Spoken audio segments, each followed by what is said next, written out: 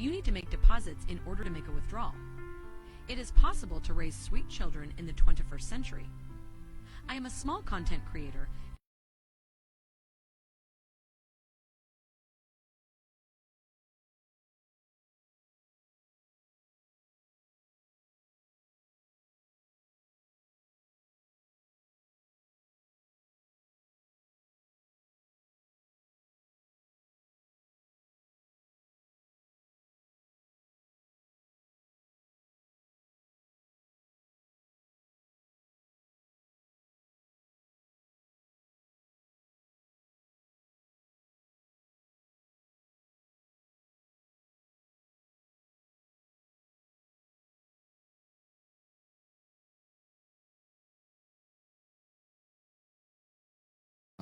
Now, it will sound imbalanced if I say two gentlemen and two ladies, looking at the number of ladies in the room. So I'll leave it open. Let's take 4 volunteers. What stood out for you from that video? What did you pick from that video? Let's have a bit of feedback, and then we'll go on to our first session. Oh, I didn't mention my name. My name is Emmanuel Ekura, and I'm your compare for the rest of this event. So let's have our feedback. Thank you. Thank you for putting your hands together for me. I have one hand there. I have a second hand there. Oh, wow. I saw 3. That's a gentleman there. And 4. Yeah. You can speak from there. You can speak from there. Good morning, everyone. For me was your children need your presence more than your present. Thank you. Children need your presence more than your presence. Very profound. Very profound. Thank you for that feedback. Good morning, everyone. Good morning. For me, what stood out was when the video said parenting is like banking. Okay. And then you cannot withdraw what you don't have. So you for have we to make be able deposits. to withdraw positivity from our children, as parents, we must be intentional to build them up. So Thank that you. stood out for me. Thank you. Where's number 3? Okay. Okay, good morning all. Good morning. The video was actually loaded with so many things, but one of the things I picked out from there is that we have to understand the language our children speak. That's number one. Number 2, it is no longer news that we're in virtual world. So because of that, we have to understand the language they speak, when we are with them and when we are not them. Thank you very much for that feedback. Understand the language that our children speak, especially with our virtual reality today. Number 4, a hand here in front. Come over here, please. Good morning, everyone. Good morning. Actually, the second speaker has said what I had in mind. Okay. The aspect that interests me most was where they say that parenting is like banking. You have to transfer before you can make withdrawal. You have to deposit before you can make withdrawal. So that area interests me most. It tells me that whatever you put into your children, that is what you should expect. Thank you very much. All right, thank you. So we're here today to learn how to make those deposits. Am I correct? So we can make the right deposits, and when it's time for withdrawal, we'll be glad we made the deposits. We're going to have the first speaker come up, Pastor Favor Osiri Wisdom. But before she comes, we'll have her video profile. And once that is done, the next voice you will hear will be the voice of Pastor Favor Osiri Wisdom.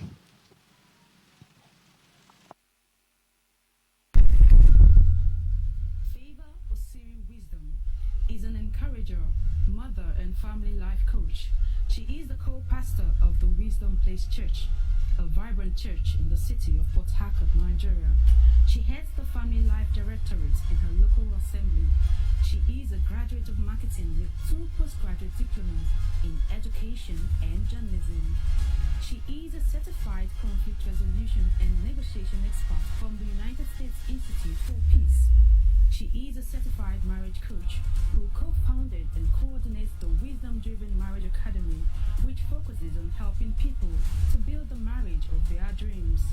Favor and her husband, for the past 5 years, have been the presenters of a weekly family show on Nigeria Info Radio. Favor Osiri Wisdom is a convener Nigeria's premium mother and daughter event, the Mom and Daughter Ball.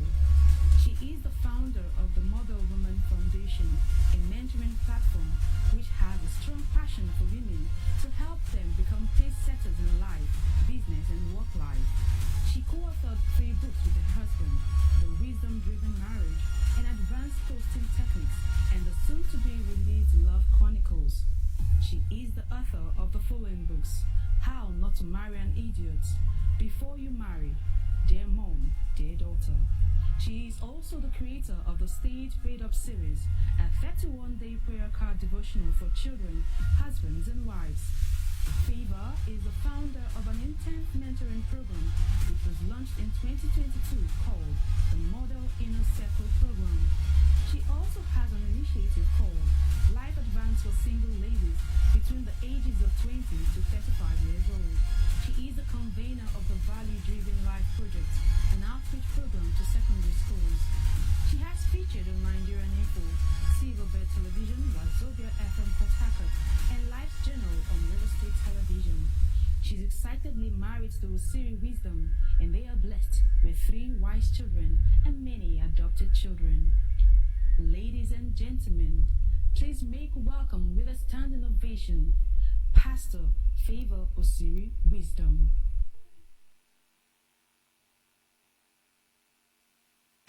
Good morning, everyone. We're so excited to see all of you, and we know we're going to have a fantastic time today. But I'd like you to say to someone on your left and on your right, welcome to an amazing time in the presence of God.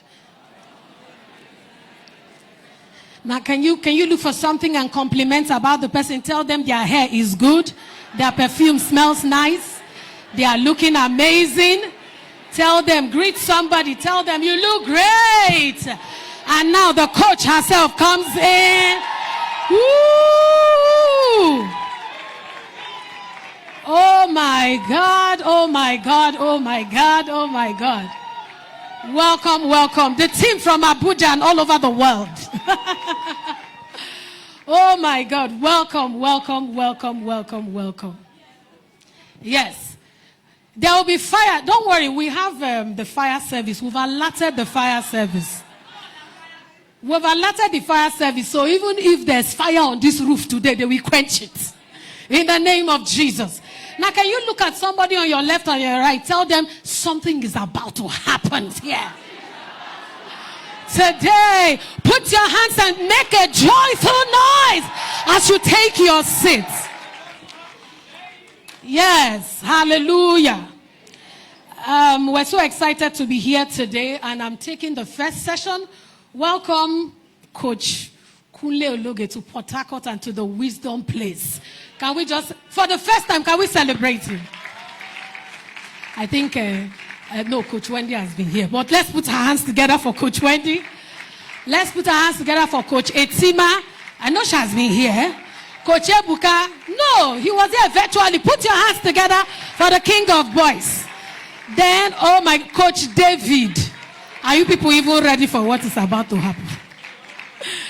And can we put our hands together for Pastor Wisdom Osiri? Thank you so much, Pastor. God bless you real good. So this morning, I'm bringing the word, and I'll just be sharing briefly 10 wisdom principles, to parent a child in the 21st century. And I'm trusting God that your hearts will be open. Several of us are going to be speaking today. I believe there's a now word for someone.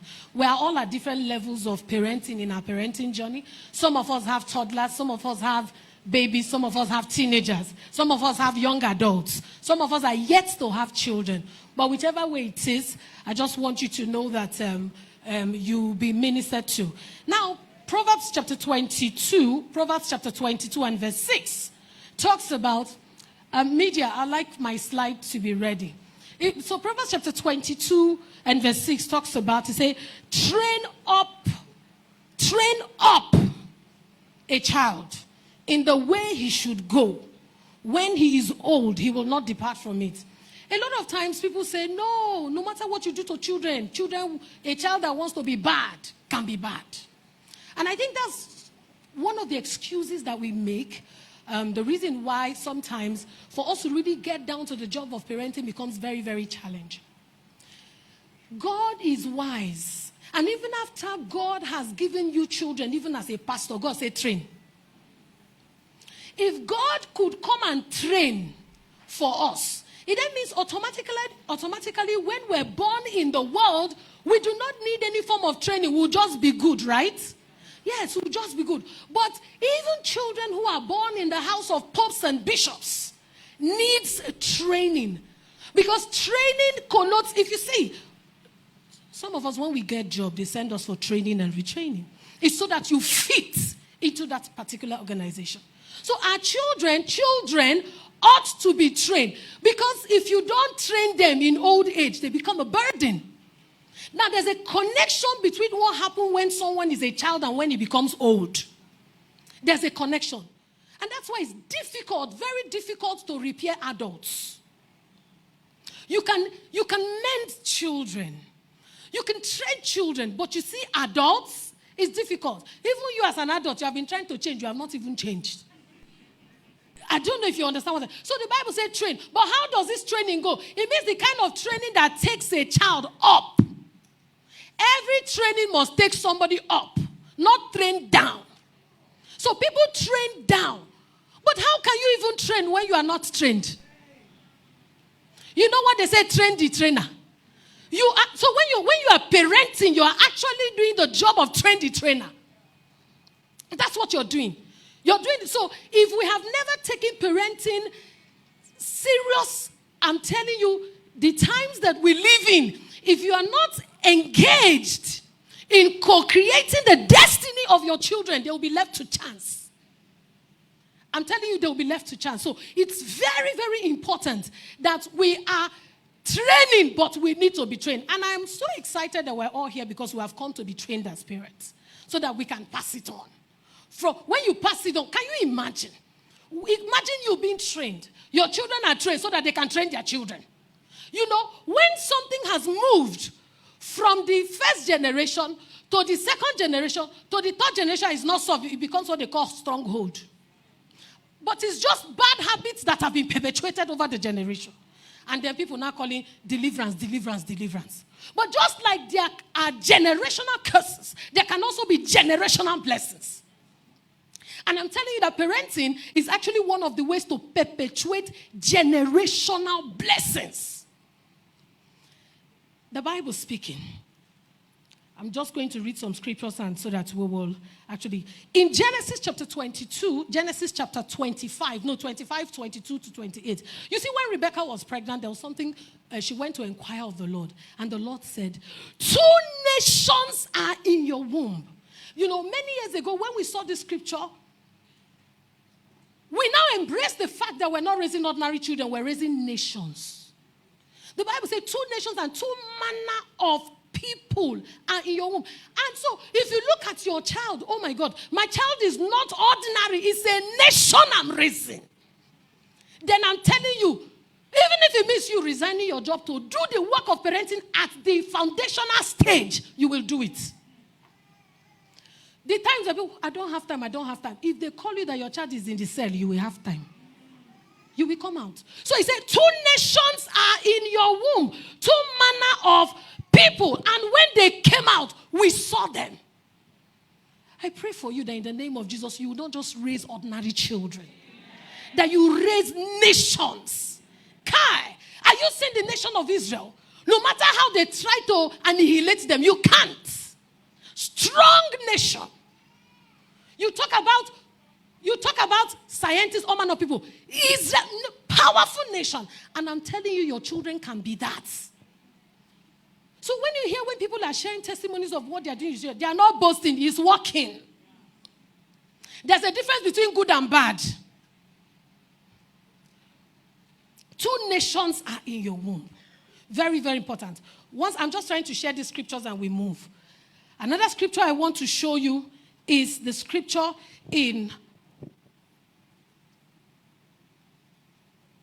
2 Timothy chapter 1 and verse 5, talking about Timothy. The Bible speaking in 2 Timothy chapter 1 and verse 6, it said, when I call to remembrance, this was Paul speaking, the unfeigned faith which is in thee, which first dwelt in thy grandmother Lois and in thy mother Eunice. Look at it. The faith in Timothy had passed the test of 2 generations. It was a faith first in his grandmother. So Timothy's grandmother did the good work of parenting in Timothy's mother, and from Timothy's mother, it went to Timothy. Undiluted anointing. Some of us don't know that the work we're doing is anointing we're releasing. And for those of you that are of the Christian faith, you will understand that it was unshakable from Timothy's grandmother. When he got to Timothy's grandmother, Timothy's mother, it was not diluted. And Paul never met Timothy's grandmother. But when he saw in Timothy, he now said, I know where this thing is trickling down from. Parents, I'm asking you, your great-grandchildren, would people say, the faith that was in thy great-grandfather Ebuka, I saw that it's in your father and I saw in you. See, parenting can reduce crime in the society. The people who are stealing money are people's children. The people who are raping people are people's children.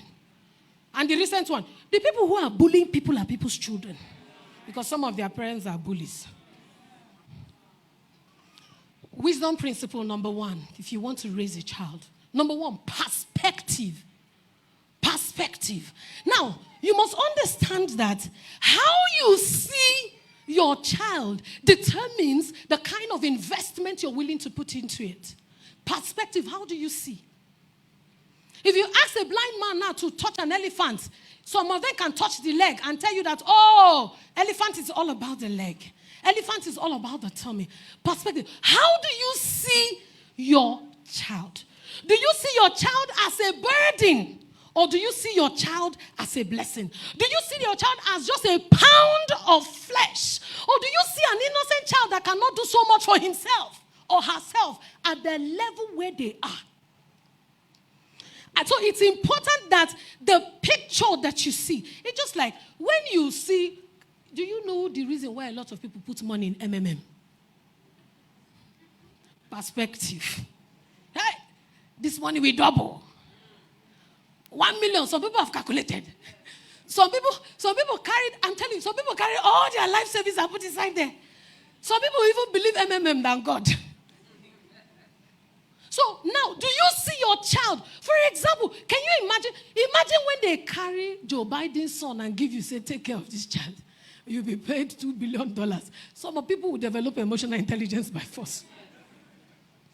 Because of how you see that child. Perspective. Some of us, we were already on Monday, and one woman, when we're talking about this summit, and Pastor was talking, somebody asked a question.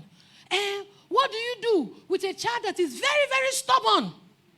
There are parents who see their children as very, very stubborn. Label number 1. And maybe it's just a child that is vocal, a child that likes to take a stand, a child that needs you to explain before they will believe, which is to show you that the boy's brain or the girl's brain is working. Because you're able to ask questions. And in this part of the world where we don't like to be questioned, when they ask you questions, say, homie. Do you get what I'm saying? So perspective, that child that you're saying, this boy is this, give the boy to Coach Ebuka first. Do you get what I'm saying? The boy is this boy is that. And we have a child like that is very vocal and other. Wisdom, our last wisdom. He's going to ask you all the questions in the world. Pastor will say, let's go and watch movie. And pastor is saying, should we watch movie? The next thing the boy is saying, Daddy, did you bring all of us here to watch what you want to watch? Or you would allow us decide what we want to watch? Daddy, if we came to watch your movie, then let's all just watch what you want. Then the day we will choose our own, you let us know. Now, if you don't have an understanding, you will say, what is this one? Do you understand? Pastor, we know that one is an apostle. Is a barrier breaker. Do you get what I'm saying? And so you nurture that gift because you've already seen that you see this boy.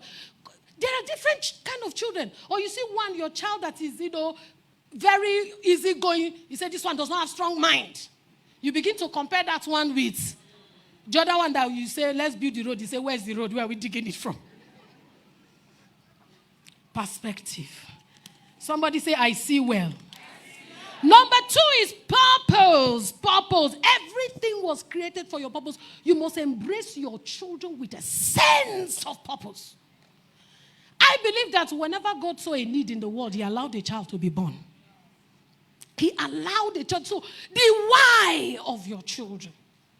The why. And you know that God, do you know that God can tell you about your children? Because he created, he can tell you.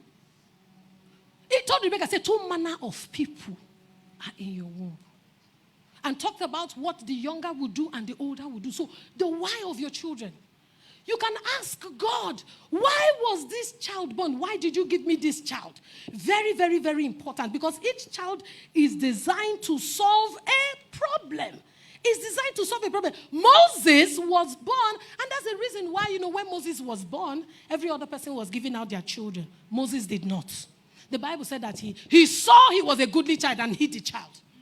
He saw. You think it's physical sin. It's not physical sin. Because again, what did a 3-month-old baby do for you to know that baby will be a deliverer? He saw. And I'm asking, when you look at your children, what do you see? Do you see a world changer? Do you see somebody who has come to end crime? Or do you see somebody? For those of you who don't understand people, see your head like that of your father. Yes. Do you understand? So what purpose? I can tell you, one of the things I was telling somebody, I said, when you get, he said this prayer, hey, in the next 9 months, twins. I don't used to wish people that. If they are not ready to have children. Hey, yabejo, tripleto. Do you get what I'm saying? That was what I was telling Pastor. I don't know whether they should be giving people parental license before they have children. Because of some of the things that we've seen. Purpose. And you can actually help your children as you coach your children, as you observe them, find their path. Do you get what I'm saying? When you watch your children, you observe, find their path. In fact, it affects even the kind of school your children go to. School is not about fine building alone. Hello, I know that some parents are here. School is not about their swimming pool. After swimming, what next? Can they swim in destiny? And when all the cars are jamming, parenting of a class. Do you get? We don't even know that we need to check even the environment, because as your home is nurturing your child, the school environment is another environment that is nurturing your child. A school can be undoing what you are doing. It's not about the school my children's friends are. It's that you find out, can this thing align and help me nurture the purpose and the destiny of this child? Do we understand what I'm saying? I remember the first time when we drove into Port Harcourt from Lokoja, we're looking for school. Hey, Port Harcourt schools are very expensive. I said, we don't know. It's Pastor Wisdom they are talking to. We went from school to school, upstairs. And by that time, we read a book, Outliers by Malcolm Gladwell, which is why it is very important that parents grow together. Pastor had read that book, Outliers. I read it. When we read that book, something snapped on our inside. So when we were going to look for a school, we knew what we were looking for. They told us, go to this school. You see fine building, everything. We went there. We were asking questions because we were informed. We knew what we were looking for. I'm not looking for swimming pool. What swimming pool? I was looking for swimming pool. Do you get? We asked questions. I won't forget one particular school. Oh, my God. After asking questions, we're just sitting down. Then I now asked the final question. Please, can I see the teacher that will take our children? The proprietor said, okay, hold on. Now went and sent for the teacher. The teacher came. Where is her? Where is her? As in American English, where is her? Not Benda like Ghana. Where is her? He wanted to say, where is she? He was asking the child. Trust me. And I say, her is not here. My husband said, you're a bad girl. So I now said, her is not here. If you see the eye the proprietor gave to the teacher, of course you know that's the end of that school. So the principal was, okay, look at the payments voucher. Pastor said, we'll get back to you. That's the end. But this particular school our children went to, They did not have swimming pool. I'm not saying swimming pool is bad in school, oh. They did not have swimming pool. But by the time we engaged the teacher and asked the teacher, the proprietors questions, she now started asking us, are we teachers? And that's where the children went to. And I can tell you, we do not have any regret because it has helped them nurture what God has put on their inside. You understand what I'm saying? So very, very important. Oh my God. Number 3, potential. Potential. What do you see? Do you see only features or do you see the potential in them? Do you see what they could become? Because every child is born with potential. Potential is what you can achieve that you have not yet achieved. So your children, your child is a bundle of potential. There was one time we were traveling and a particular child at the airport was just, dancing. It was, the mother just slapped. The child just coiled back inside. That should just be a potential dancer that they have slapped to sleep. There are different ways because you have not cautioned. If you are ashamed that the child is dancing, it means there's something you would have done before that, or there's a way you would have even jokingly brought the child. But that open slap, in fact, as they were slapping her, Pastor cringed as though it was him the slap was hitting. Pastor did like this because the slap was strong. So potential. Every child has a potential. What do you see? Mephibosheth was not born lame. I hope you know, he was handling. Mephibosheth was not born lame. It was the nurse carried him and heard the sound of war, and as the nurse was running, he fell. So there are some people, the potential in your children, handling has destroyed it. Handling, the way we handle. Handling has destroyed it. But I pray that today, God will deliver. There will be deliverance. God will have mercy on some of us because I know some people will be thinking, oh, but I've missed it already. What am I going to do? My children are all grown up now. The next point is positioning. Oh my God. You know, I quoted the scripture, Proverbs chapter 22 and verse 6. You find out that training has a lot to do with equip. Now, the truth is that how do you even give somebody tools when they do not know how to use certain tools? So you need to position your child. Training is a very powerful concept and principle because it combines instruction and practice to produce a desired behavior in children. When you train, and there are so many things you can train your children on, so many things. Some of them are actually hands-on skills, some of them are actually technical skills, and some of them are soft skills that you can actually train. Like you see this issue of bullying. You see this issue of bullying because the child that goes to school and starts slapping and bullying another child learns it from somewhere. Is it that maybe the parents bullies the housekeeper, bullies anybody, bullies the father or bullies anybody, or maybe the parent? That you teach your children empathy. That they see people, they have their hearts. That you teach your children humility.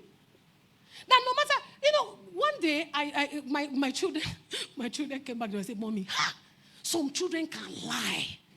That one particular child say, aeroplane used to land on their house. You see, some children will go to public and lie just to be validated. Oh, my father is the Prince of France. Do you get what I'm saying? Oh, in my house. My children will tell me that, Mommy, sometimes, one day Grace came back. Grace said, Kai, thank God for our kind of family. Mommy, if you see how some people, she said, Mommy, I see some people's parlor. They will describe everything just to intimidate other children. You need to train your children to position them with skills.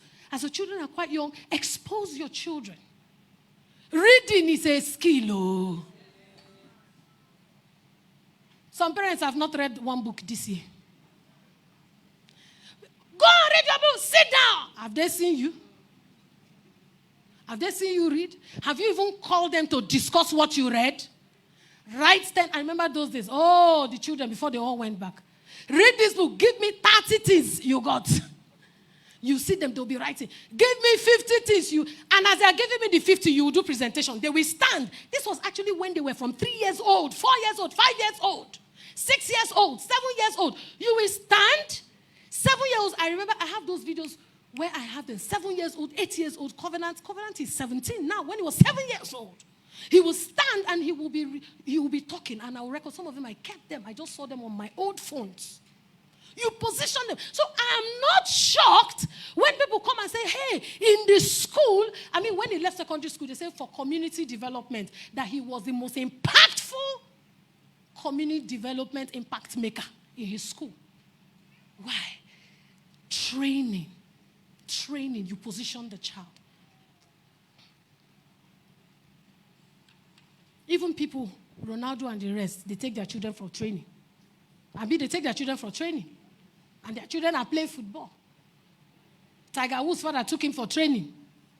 It is not adult he was training. It's children you can train. It's hard to train adult. Oh. Did you see what I say? Train up an adult in the way you should go. No, you can't train. Adult is trained in a certain way. Train up a child in the way you should go. That's what he said. Even the academic, Shebi JAMB result is out. Is JAMB not out? And it has jammed some people, including parents that went to write for their children. Do you know what I'm saying? When children cannot sit down and read, and the issue of phones, no. It's phone will make the child very smart. Who told you?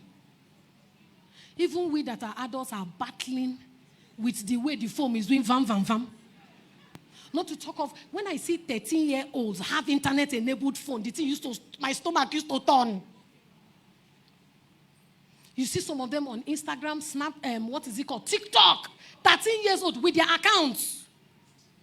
Hey, my child is very sociable. Positioning is very key. We went to school, we went to wisdom school.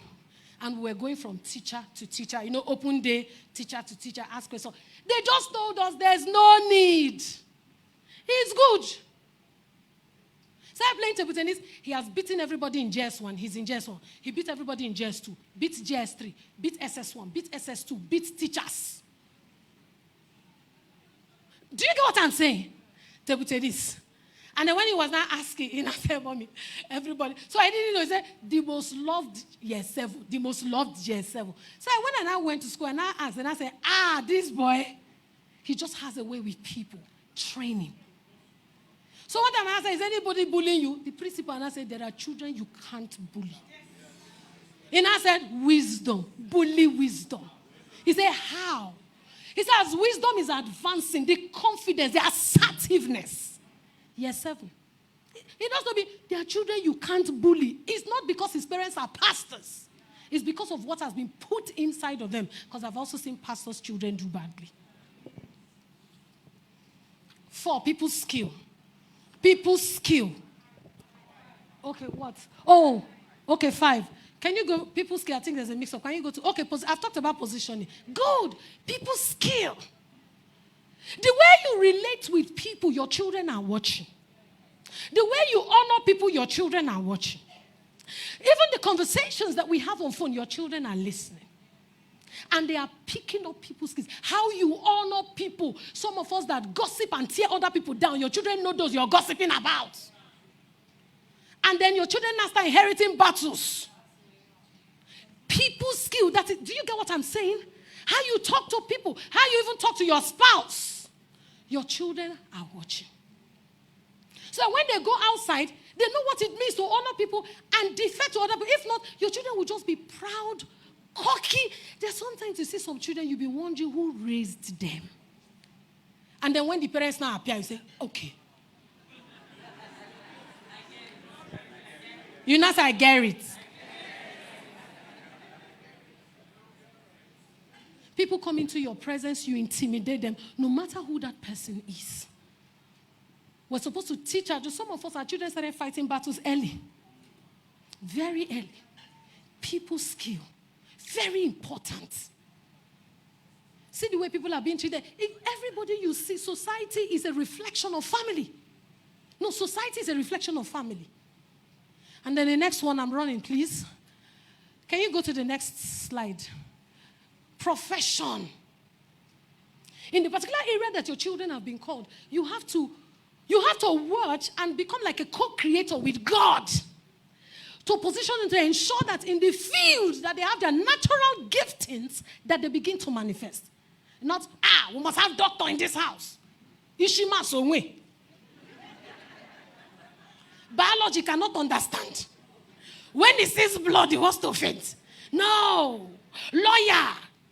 The profession, you cannot say, no, there are, some of us, there are professions, lawyer, doctor, engineer. But not knowing that some children are into painting and are changing the world with painting. And into music. Look at one particular girl I met that does spoken words. She finished from Uniport. I've forgotten what she read, but spoken word is what is taking her around the world. So we must guard it. I know in the other world they have other kinds of school that helps children, but this one you must not say the child must read medicine, the child must read it. There's no doctor in this family. There's no lawyer to drag land and fight cases. No. Allow your children. Just guide them, counsel them.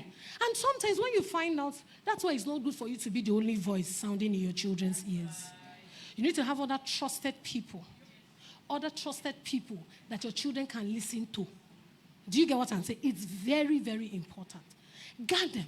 Now, Covenant is flying because he has always wanted to do IT. He's not struggling.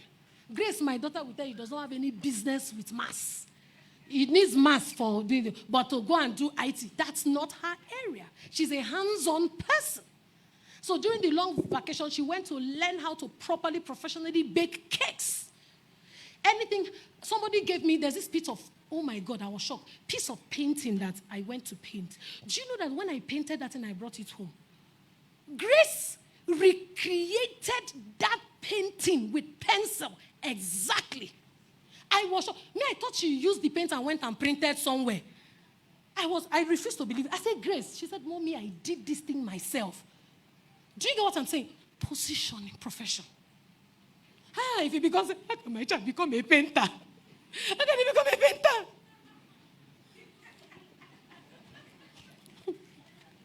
What will people say? Last priority. Teach your children priority. What should come first?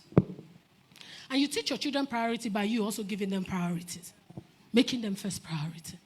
Like, for example, phone is not a priority for your children under 17. I'm telling you the truth. Even if your children have accounts, manage the accounts for them. Be the one managing the accounts. Be the one managing the accounts. Do you get what I'm saying? Priority first. Oh, I want to have boyfriend. Priority. Teach them priority. What should come first in life? There's time, and then, which is why we need to teach our children. In fact, as a parent, you must be a teacher. That's the primary calling of every parent, teacher. Teach, teach, teach, teach, and you model it. Oh my God, I think I'm just going to end here. The last one. Passion for God. Let me end here. Passion for God. Now listen to me. One of the greatest legacy if you're a Christian here that you must pass on to your children is passion for God. There are certain things we burn into the life of our children that even when you are not there, they will stand. Because of the God they have come to know. Not that they born me in Christian home. You know that they born me in Christian home. I was born in a Christian home. That you were born in a Christian home does not mean you automatically become a Christian. But your children must experience and encounter Jesus for themselves. And not just encountering Jesus. Read, sometimes I see children go to children's church. Your child goes to church, does not have a Bible, does not have a note. Rather, I give the child a tab. We see tab in our church. You come with tab, we seize it. Oh, my children are digital children. Their Bible is in the tab. Do you get what I'm saying? That your children, notes, your children come back from church, those of you ask them, what did you learn? And you look at your children's notes. Friday night, you account your children to put their Bible and their notes in their church bag. If your children can have school bag, they should have church bag. If they can have school notes, they should have church notes. That as the notes finish, pile up. I can bring the notes of wisdom. That wisdom has finished. Notes piled up together. And as a children, you teach your children how to give offering. Oh, some people need to give offering. Their children don't give offering. Do you understand? The tenets of your faith. Because you want them to be strong in faith. Look at see where the world is going to now. Same-sex marriage. All of these conversations are things that we should have with our children, but we have not have it. I pray that God will help us in a time that we live with this wisdom to raise children who will stand. Because the truth is that your children will go very far. They will leave your domain. When they leave, what will be in them? Oh, go and call my mommy. Oh, go and call my dad. Will they be able to stand on their own? When there's iniquity, can they stand to say no? Oh, my friend pushed me. Oh, my this pushed me. Peer pressure is neutral. It's about who is pressuring who and who is pressuring with what. Oh, peer pressure. Do you know that your children can pressure people for good? Because we talk about peer pressure only in the negative. Peer pressure, anybody can pressure anybody. Your children can pressure people into righteousness. Your children can pressure people into excellence. So peer pressure is not always in the negative. Let your children be the champions and crusaders of positive pressures. That they enter a particular place. They will say there's something about this person. I'm not boasting, but I can tell you, some of you have encountered my children. If they enter a place, it's not pride. There's something about them. And it's because of all those years. Did we fight? Yes, we fought. Oh. Did they get angry? Hey, my parents are hard. My mother, oh. But now, they're on their own. Covenant is in university, so Valentine's Day, I called him. Cove, he said, Mommy, 2 by 2 everywhere. I said, Mommy, some people are crying that they have broken their hearts. That I was even preaching to one boy. He said, boyfriend, he came to do in this school. Read. He was crying. Mommy, I did not understand why he was crying. Boy, he was like, oh. And I asked him, I said, if your mother see you like this, will she be proud? Do you understand? May God help all of us in Jesus' name. Thank you so much and God bless you.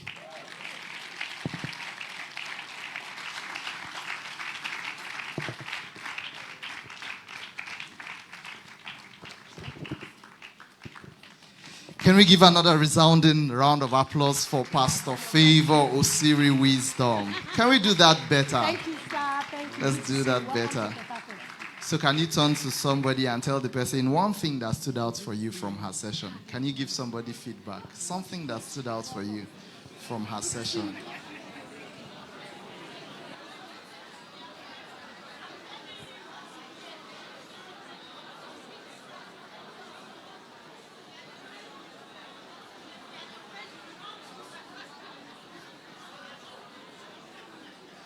All right, ladies and gentlemen, please, let's all be seated. Let's all be seated. We're going to the second session this morning. I told you that when you finish today's summit, you will almost have a bachelor's degree in parenting. Or at least a certificate course in parenting. I'm going to read the profile of our second speaker, and then we'll welcome him with a resounding round of applause. Our second speaker is Coach Ebuka.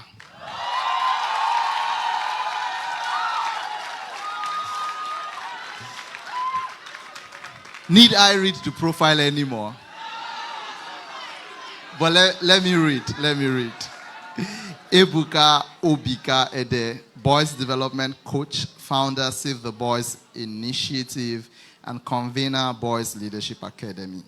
He's into boys development and youth mentoring. He does this through mentoring, coaching, and training them in life, leadership, and purpose. Also by acting as a parent partner. He sees to the total development of boys and advocates for their well-being.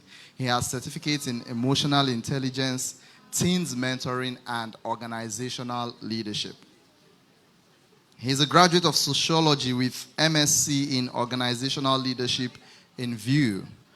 He also has certificates in non-profit leadership management course from Lagos Business School. For over a decade, he has taught boys, teenagers, and youths in unique, practical, and humorous ways to learn personal responsibility, breaking and overcoming addictions, and leadership. He is a TEDx speaker and also speaks at youth conferences, seminars, schools, churches, youth, and parents platforms. He offers consultancy services for individuals and families. As a way of giving back, he convenes the Boys Leadership Academy, Mentoring Club for Boys, Project Reformation for Boys, and the annual International Boys Conference as a platform to train boys and men on how to have positive and productive lives. He received the National Volunteers Award in 2020 on his work for humanity and is listed among the top 10 finalists for Nigeria Diversity Award. He is the author of The Journey into Manhood, Puberty in Boys, Compendium for Boys, and Body Safety for Boys, Purity Code for Boys, King's Meal for Boys, Journals for Boys, and Energy and Tantrum Control for Boys. They are great resources for boys and young men. He is happily married to Ruth, and their union of 7 years is blessed with 2 biological daughters and 5 foster sons. Ladies and gentlemen, with a clap, a shout, let's make welcome Coach Ebuka.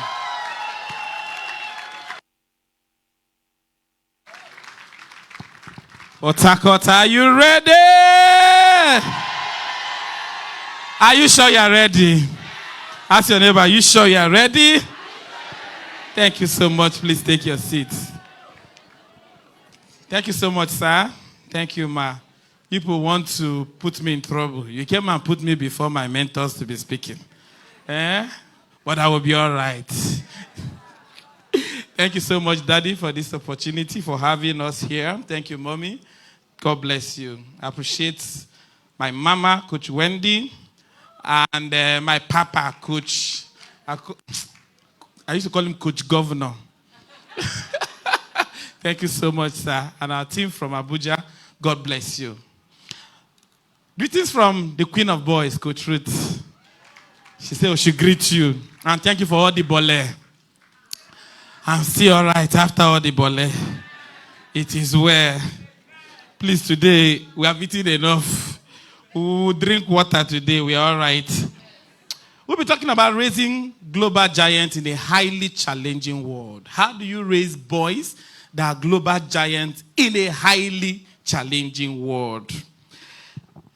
Mama was talking about JAM results.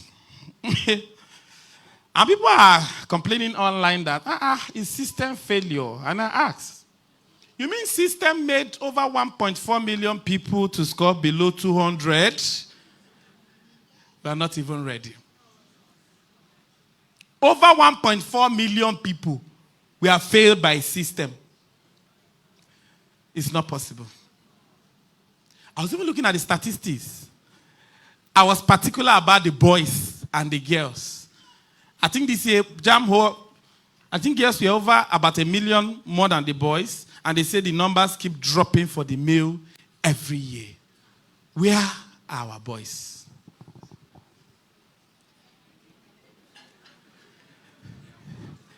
They are doing TikTok video.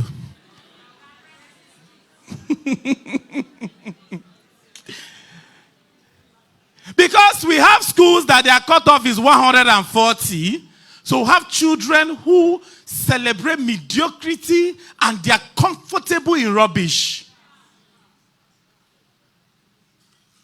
What of the parents that even pay for miracle centers? So that my first son will be in Canada. Let's not start another story now. We will get there. What kind of boys are we raising? Without resilience, without strength, without sense. How do we raise global impact leaders like this?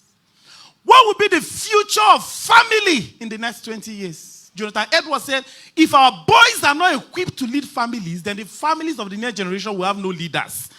They will only have game players, fathers that are playing game till 12 p.m. and the woman will go and work and come back. He will still eat 10 meats and celebrate his pot belly. We are complaining. My husband is this, but we are seeing the same attitude and lifestyle in the same boys we are raising. PhD in game playing. But there's no sense. How? What will be the future of families? Who will marry our beautiful damsel, daughter, princess, queen, esquire? A gamer. Are we worried? Are we even aware of the crisis that we are in? I'm here in Port Harcourt to look for women, men like Jochebed, who will say, no now, this child is a proper child. I am not afraid of the decree of the king. I don't care what the command is. Other boys must go, but not mine. If you lack understanding, there's no conviction to run. And that's why the labor of the foolish will keep wearying him until he dies in his weariness, because he lack understanding of how to get to the city. Where are our sons? They are doing comedy online with wigs and makeup. And mommy, you are watching and laughing, endorsing rubbish, bankrolling darkness. Who are the millions of followers they are having? It's Christian mothers. Where is Brother Bob? I hope he's all right.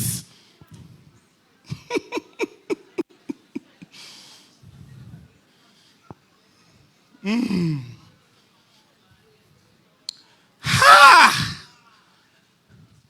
are the millions of followers that they have? They are not spirits. We endorse what your son should not be. You like and share people who outrightly defame the name of God, who outrightly, put a rubbish on redemption, who are outrightly telling God that he was unwise in creation and he lacked understanding of human creation. Our sons are watching.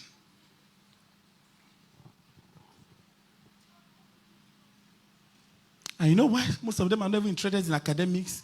Because we celebrate, we endorse mediocrity, we clap for mediocrity, and we celebrate people with smokers online with 10 children for 10 different women, smoking, drinking, and bringing all manner of lyrics. The song are played even in your 40th birthday parties. And you want your son to be otherwise. Look at how fraud has taken over boys. Look at how homosexuality has become a big business in the South. They think it's a northern problem. The state with the highest number is in the South.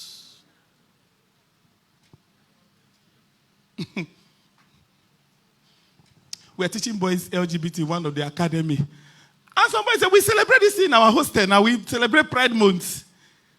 Big, private, missionary Christian schools where they pay 1.9 million.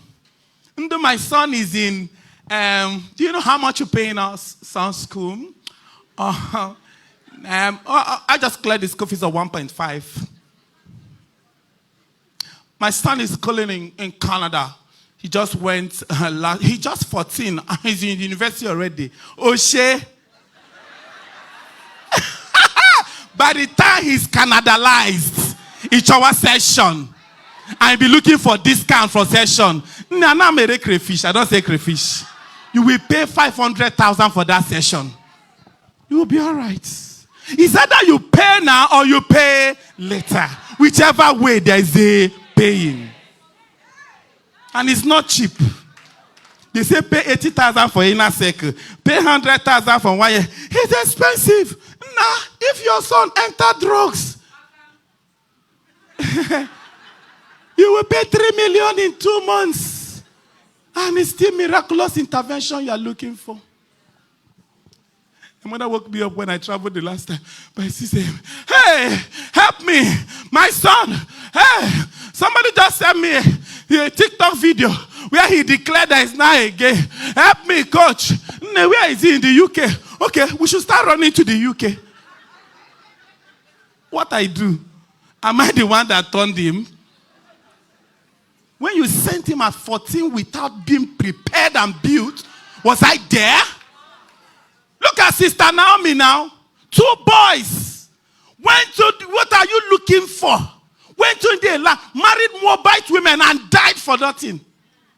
Unprepared young men. It is sad. Oh, you don't know Auntie Naomi? Mommy, eh?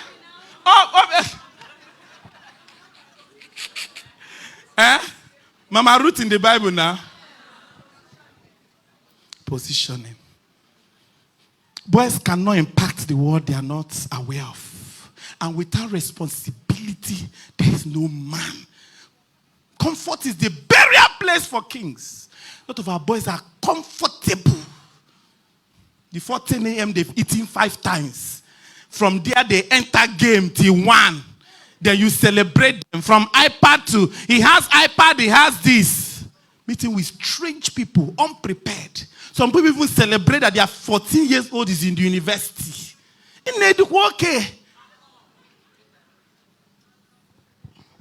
If our boys are not equipped to lead families, the families of the next generation, we have no leaders.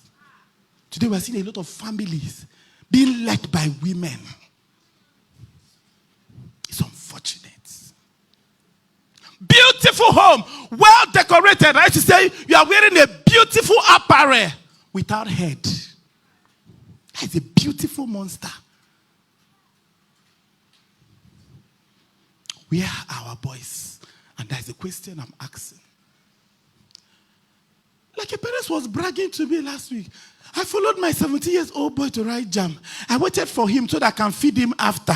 I fed him. He came out. I fed him. I had to encourage him whether he finished, whether he went back.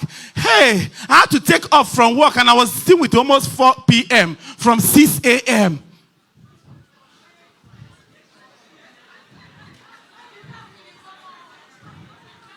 Okay. It's when I got toilet, you know, for him. Hope you clean his bum bum. Feminized boys who lack strength. Even my own common entrance, I went to write. My mother said if you can walk to school, you can walk to write common entrance. We are following boys to go and write jam. 17 years.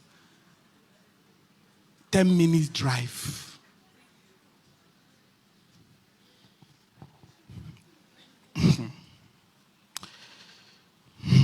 Your boys can't become good if they don't go through fire. There is no, even you will not buy a gold that's not gone through fire. Of what use? They are not refined. They are not equipped. I keep crying every day. Do we see our boys like Joseph? Boys like Daniel, audacious. The 3 Hebrew boys who say, we are not careful to answer you in this matter. There is something we have eaten. There is somewhere we are coming from.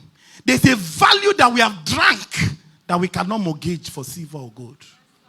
That we cannot mortgage, that even fire is too small to make us change our mind. I keep wondering how Daniel saw lions. And he said, let me jump in. There is something I have eaten that I dare any lion. And different governments came and they still had to use him. What was in that man? Who will lead our families tomorrow? And the attack on the boy child is an attack on the family. It didn't start today. From the time of Moses to Jesus, there was a decree that every male child should be killed. Why is the devil interested in the male seed? If the head is cut off, the whole body will be full of darkness. What we are seeing in the world today is a product of family, and what we are seeing in the family today is the product of the head. And a man at 50 that is foolish was fed foolish at 15. A fool at 40 was first a fool at 14. Are you not tired? Are you not tired that you can't travel from one state to another without being kidnapped? The boys we didn't train. Are you not tired that even the money you have in your bank is not secured with all the security. The boys refuse to train. Are we not tired of the number of women dying, of being beaten to death by men created by God? Are you not tired of the kind of leadership we have in our nation and states? What if that man was caught as a teenager? Then we had the Russian crisis. And somebody sent me the August picture as a teenager. And for 30 minutes, I was staring at him. I said, God, I wish I caught this man as a teenager. Last week, I was looking at the story of the Jews, and Mama mentioned it. And I'm like, how did these people raise their children? You saw what they did. They were particular about education, training, their values, the rituals and tradition, family and community. They were so key on role modeling. They taught their boys to embrace challenges and adversity that every teenage boy could swim. There are certain things that if you don't know how to do, you cannot be declared a man. And we saw what they were doing and how it impacted in the family. And I saw that statistic that shook me about the Nobel Prize. That the Jews make up about 0.2% of the world population, yet they have won over 20% of the Nobel Prize in the world. 200 of their award out of 204 of their award out of 900. 0.2% of the world's population. And when they asked them why they do all they do, they said the Jewish cultural value was based on family upbringing, dedication to education, self-motivation, persistence, resilience in a pace of adversity and hard work. The difference is clear. Who are you raising? Mommy's boy. Onanwara mommy. 13 years old, you have a cleaner cleaning his room because you are working in oil company. It's not oil that raises children, it's sense.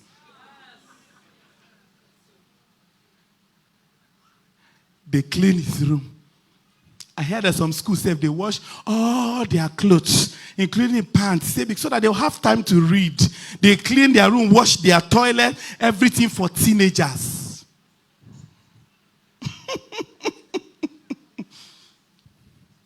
You are bragging in mediocrity. When will our boys, that's why I'm raising entitled men, highly entitled. They can't meet deadline. They can't work on projects. They are tired. There's no resilience. The wife is the one locking the door.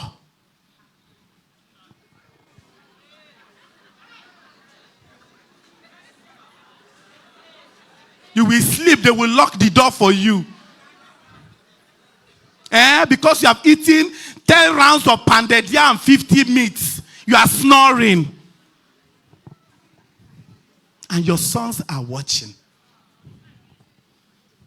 They will wait for you to come back by 1 a.m. because you went to watch football. Ronaldo. And go and drink with your friends. And then I keep saying, we do a great disfavor to our boys when you tell him not to become like his father. So what should they become like? Like the wood in the house. If you can get a boy to, I keep saying, if you can get a man to model, you can get a boy to become. And that's why the scripture in Titus, if you can give me that scripture, in Titus chapter 2, verse 6 to 8, says something really profound. And I'll tell you a few things as I try to round up. If you can, he says similarly, encourage the young men to be self-controlled. After talking to women, young women, and in everything, set them an example. What they need is an example by you doing what is good. In your own teaching, don't just teach, but show what? Integrity. Show seriousness. Verse 8. And what? Soundness of speech that cannot be what? Condemned. So that those who oppose you may be ashamed because they have nothing bad to say about us. Even though your father is bad, you cannot be like your father people. He is not too much. That man, he should not be like who? Boys are wired to be what they see. If a man cannot model, a boy cannot become. It's wickedness to tell a boy to become what nobody is modeling to him. The fathers of tomorrow. Are you worried that the families that should save the nation is under a serious attack? And the enemy is attacking the boys because he knows that once the foundation is destroyed, what can the righteous do?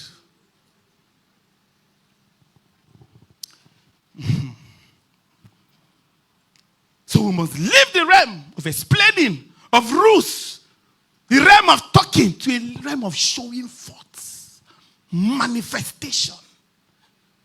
So unfortunately, the women are the one even available to train. But I keep telling you, my husband is not around. And my husband is shy to talk about sex education. My husband doesn't like talking about this thing. He's a quiet man. Quietness is not the fruit of the spirit in there.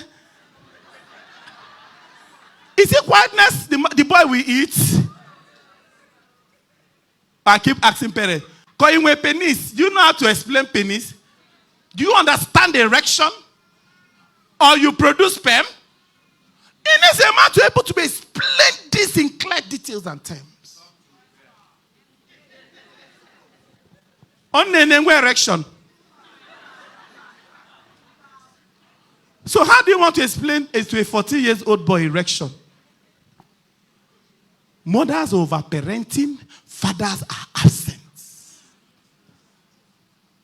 Raising deformed boys that cannot carry internal value, that cannot carry the nations on their shoulders.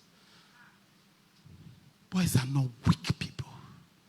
Raising boys who are weak emotionally, mentally, physically weak, but strong in games.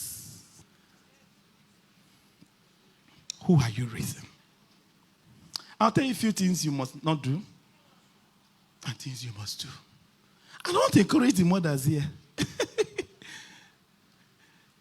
There's a time is coming when that boy cannot be called the son of Pharaoh's daughter.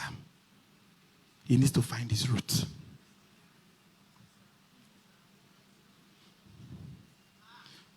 So you cannot be saying, he's my only son that I had after 12 years. Oh, hey, he's the only son in our big place. The man is this. On breast milk. Mommy's boy. Mommy's starter. Mommy's handbag. No discipline. Hey, you're tired?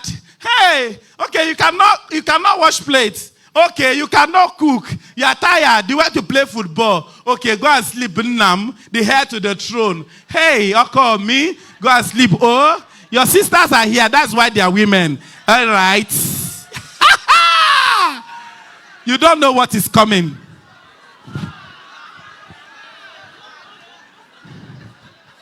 I heard that some boys serve. The mother said, I will come and pack your plate for you. You are the king of the house. It's okay. We are waiting in the yard. I hope you are in the yard so that you will not be drowned. So that you will be saved. Mommy's boy, Okuya, is my small husband. You paid his bride price.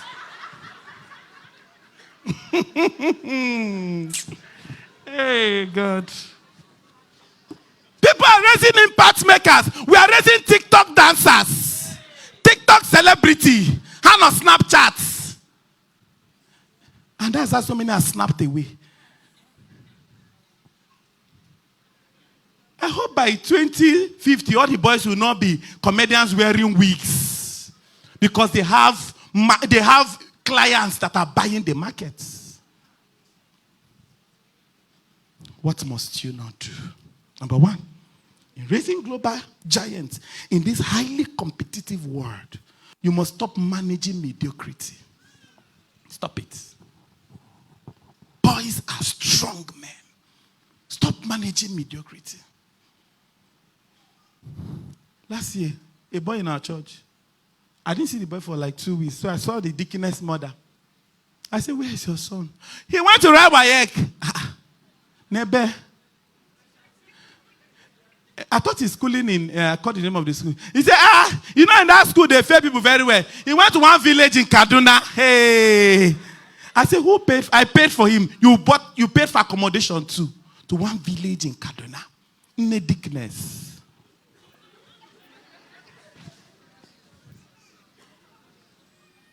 I went to a school to speak last year, a big government school in Abuja. And so I said I wanted to speak with the SS3. He said there were a few of them left, about 200. I said 200 is a number. How many? He said we are over 700 SS people that are supposed to be necessary.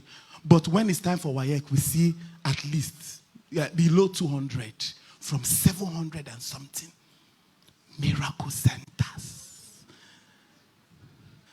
We are celebrating mediocrity. We are organizing mediocrity. We are thumbprinting mediocrity.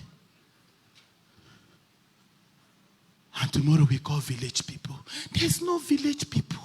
You, yourself, and you are the village people. We must. We need men. We are tired of the kind of leaders, husbands and fathers. We need men. We need strong men. They will not be raised at 40. They will be raised at 8. They will be raised at 7, at 10. That is when they will be raised. What legacy are we going to leave for the world if we hand over monsters to our generation and our daughters? What legacy? Are you not even tired? Number 2. I'll say it again. Stop idolizing safety. Hey, Mama, 13. How can you don't go to the kitchen? You are still 13. The gas will burn your hand. Hey, you cannot carry that bag. Don't break your waist for me, oh. Hey, you are just 12. You can't cut onions. Hey, so that this is your fine hand. Why are you idolizing safety? A boy was supposed to come and see me in my office. This boy is 17 years old. Parents are not around. This boy is just like less than 10 minutes, maybe 7 minutes. Take boat from where? 17, done with secondary school. He has never gone out on his own. Yes. He had to wait for the father had to leave work. That's like 30 minutes drive. You can imagine going from Gwarimpa to Lokogoma to go home and pick a boy that is in the same Lokogoma where I am to bring you to my office and drive back to work. 17, that he has not left the house before. He has not entered taxi. He has not entered. Somebody will grab him. A lion used to bite people inside boats. He will be drowned. When the father came, I said, he's going to university right now. I said, hope you and your wife will follow him. And be following him, drive him to class. 17? Hey, you cannot come to camp. What are they doing there? Where do they sleep? Everybody ask me, Lagos camp. Do they have AC in their room? How many times did they eat? Let me see this. Snap the bed. Is it strong? What kind of mattress? What size? Because my son likes king's bed size. That's what they told me. Actually, king bed size. Nime camp. Ndinde mama. Nesokwa. It's your king's bed size. Nime camp.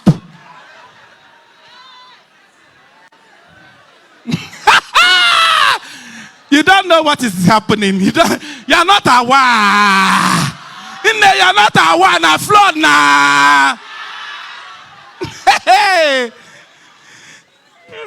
I came and said, just 5 days, my king he slimmed down. He has lost a lot of weight. Are you sure you fed him well? Mba, they feed them well. Lazy, responsible, weak boys are just highly feminized. It can't do us any good. Who will stand with the enemy at the gate? You think it's your work to stand with the enemy at the gate? It's the man. You think he's a weak man? that can't clean his room, that will stand with the enemy. You think that's how the enemy gets with gun? You are standing with skill, with knowledge, with fire, with light, with word. We are standing with boldness. That is how to stand with the enemy at the gates. We are not talking about gun. We are talking about sense. I got there, LGBT take you over and they are talking. And we become a silent majority because we are quiet people. We don't talk in the body of Christ. Oh, share. I will judge you. I will deal with you. Last year, somebody chatted me in January. I think it was Coach Etim. I would say we need a puberty book for boys. The ones I'm seeing online, they are teaching boys that it's good to masturbate 3 times a week. It's okay. That is what is online. Go and check. I said, Before the end of the year, I came out with 6 books. I don't have time. It is fire for fire. Knowledge versus knowledge. Word versus word. Boldness versus boldness. We need people that will stand with the enemy at the gates. When David left for that battle, and the enemy came and destroyed and ravaged the people. Because you are moving about and you've not set structures in your home. You don't know your sons can stand with the enemies at the gates. So when you've not equipped them, the house is porous. Before David came back, they've destroyed his people. He said, until all our children become homosexuals and all in fraud. Everybody at Gaba football. We cannot all be footballers. We need teachers as men. Boys are lacking role model. We need strong men. We need men in the media who will not go there and be looking for women that will open their bum, but will stand there and stand for the truth. We need men. Men. Stop idolizing safety. Let him go to camp. What's he saw? And my 13 years old has never left the house. Hey, how can I sleep? I say, I saw so many, but the worst I saw was in UK. A mother who snapped his boy's bed. I was awake at that 3 a.m. in camp pray. Send the bed to the group. Say, I've been in my son's room. I've not been able to sleep. I've been watching his bed. I've been saying, my boy, where are you? Come.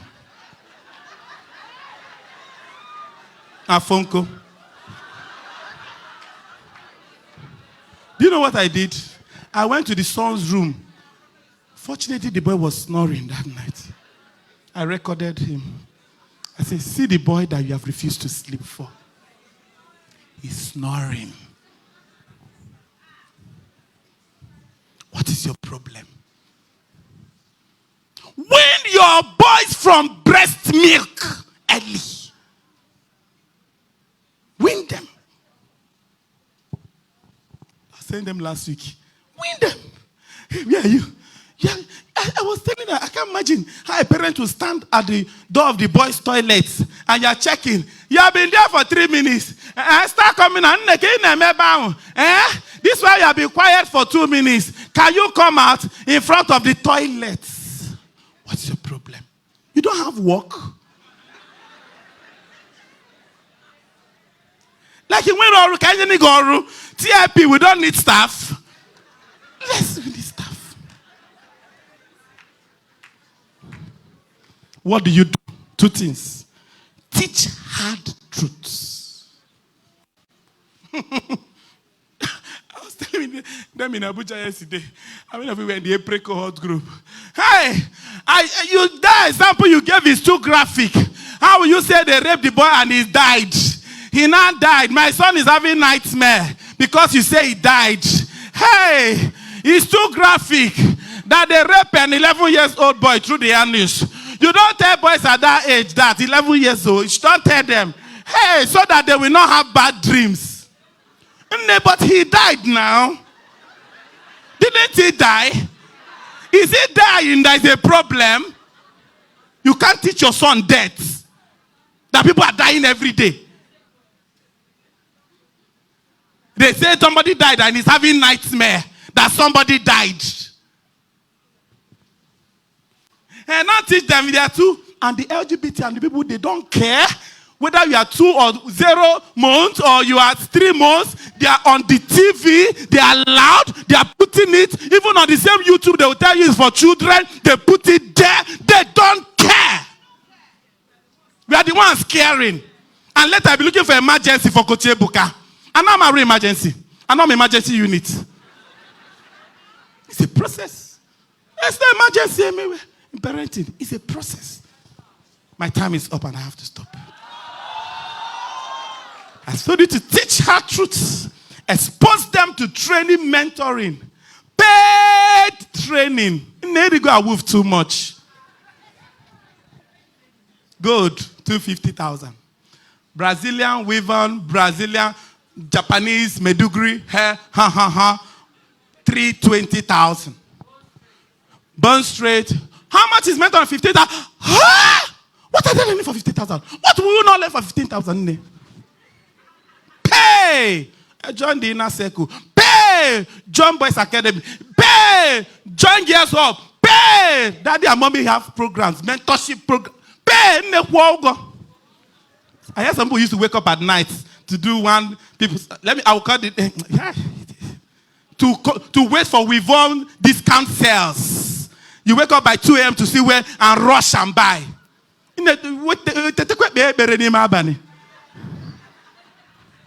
You are waking up for Wivon say, Obelego. Small money.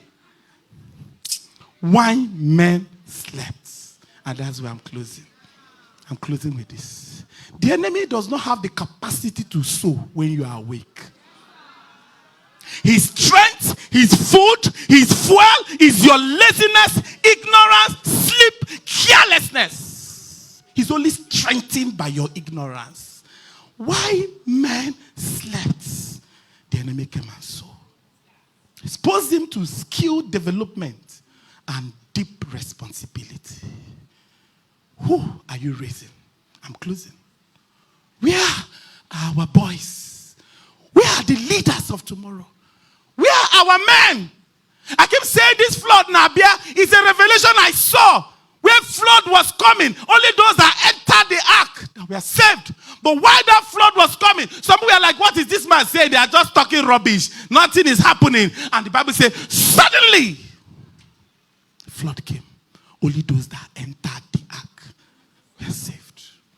Suddenly, the same week, Coach Obose had a revelation. That in that revelation, he saw that the rapture happened. And in that rapture, all of a sudden, he saw some parents. And she was in the air. And now discovered that children were not there. So she was asking the question, where are the children? Where are the children? Where are the children? She woke up from that vision and was crying and called me. I said, this is what I also saw. Where are the children? In your spiritual journey, where are they? In Aga church, in Aga VG, your child is sleeping because he is 14 years. That's how he will grow today. And the woman will be the Lord and spiritual head of the home. He will still be sleeping. You are rising as a woman. Or guy is snoring. Warrior mother. And then where is the warrior father? That is key. On spiritual boys that have zero spirituality, anything spiritual, zero. How do we build families and institutions that way? Because they will still go and sign billions. And I'm saying to you, the flood is coming. Are you smiling or you are entering the ark intentionally? The flood is coming. Will you be like Jochebed who will say, this boy can be lost? And I don't know who taught that woman the skill, how to hide that child, the newborn. Nobody heard his voice. How he was able to take that child through the water. That means she even raised the daughter well to be able to act in that, partner in that. The family that girl had sense to be able to partner with the mother in rescuing a deliverer. Imagine that girl didn't have sense. Because the woman is not the one that we go. We need a girl with sense to rescue that family. Imagine that deliverer was killed. Imagine Moses was killed. Imagine Moses ended in drugs. Imagine Moses ended as homosexual. What will be the future of the people of God? We are wasting today because the deliverer God gave you. You lack understanding of his call. And so you are not intentional to pursue until he becomes. Wake up! And men are dying. Leadership is failing. Go to prisons. Thousands of young men who should be at the peak of their career, wasting. Husband, fathers, they will still come out from that prison to be your leaders in the countries tomorrow and will still be crying foul. Enough of crying for Saul. Arise and anoint David. Stop wasting your tears on Saul. Let's take the oil and begin to build David. Rakaboko sata librada bakashata. Open your mouth and begin to pray. Rante karada bakosoto librada. The Davids are rising. We will no longer mourn for Saul. The spirit of this time that is capturing the heart of our male seed, we take authority in the name of God and we cause that devil. Are you praying? Because we are taking the nations, we are taking our men by force, we are returning the heart of the children, of the son, back to the fathers. I call that son who is struggling with that addiction. David, arise and take your place. That plague is gone. That siege is gone. That addiction is gone forever. You spirit of homosexuality or pornography ravaging the life of our king, we stand in authority and we rebuke you, Satan, over our mercy. Our nation cannot be lost. The family system cannot be lost because deliverers has arisen. Saviors are rising from Zion to redeem the land because the time is now. Thank you, Father. Blessed be your name. In Jesus' name. God bless you.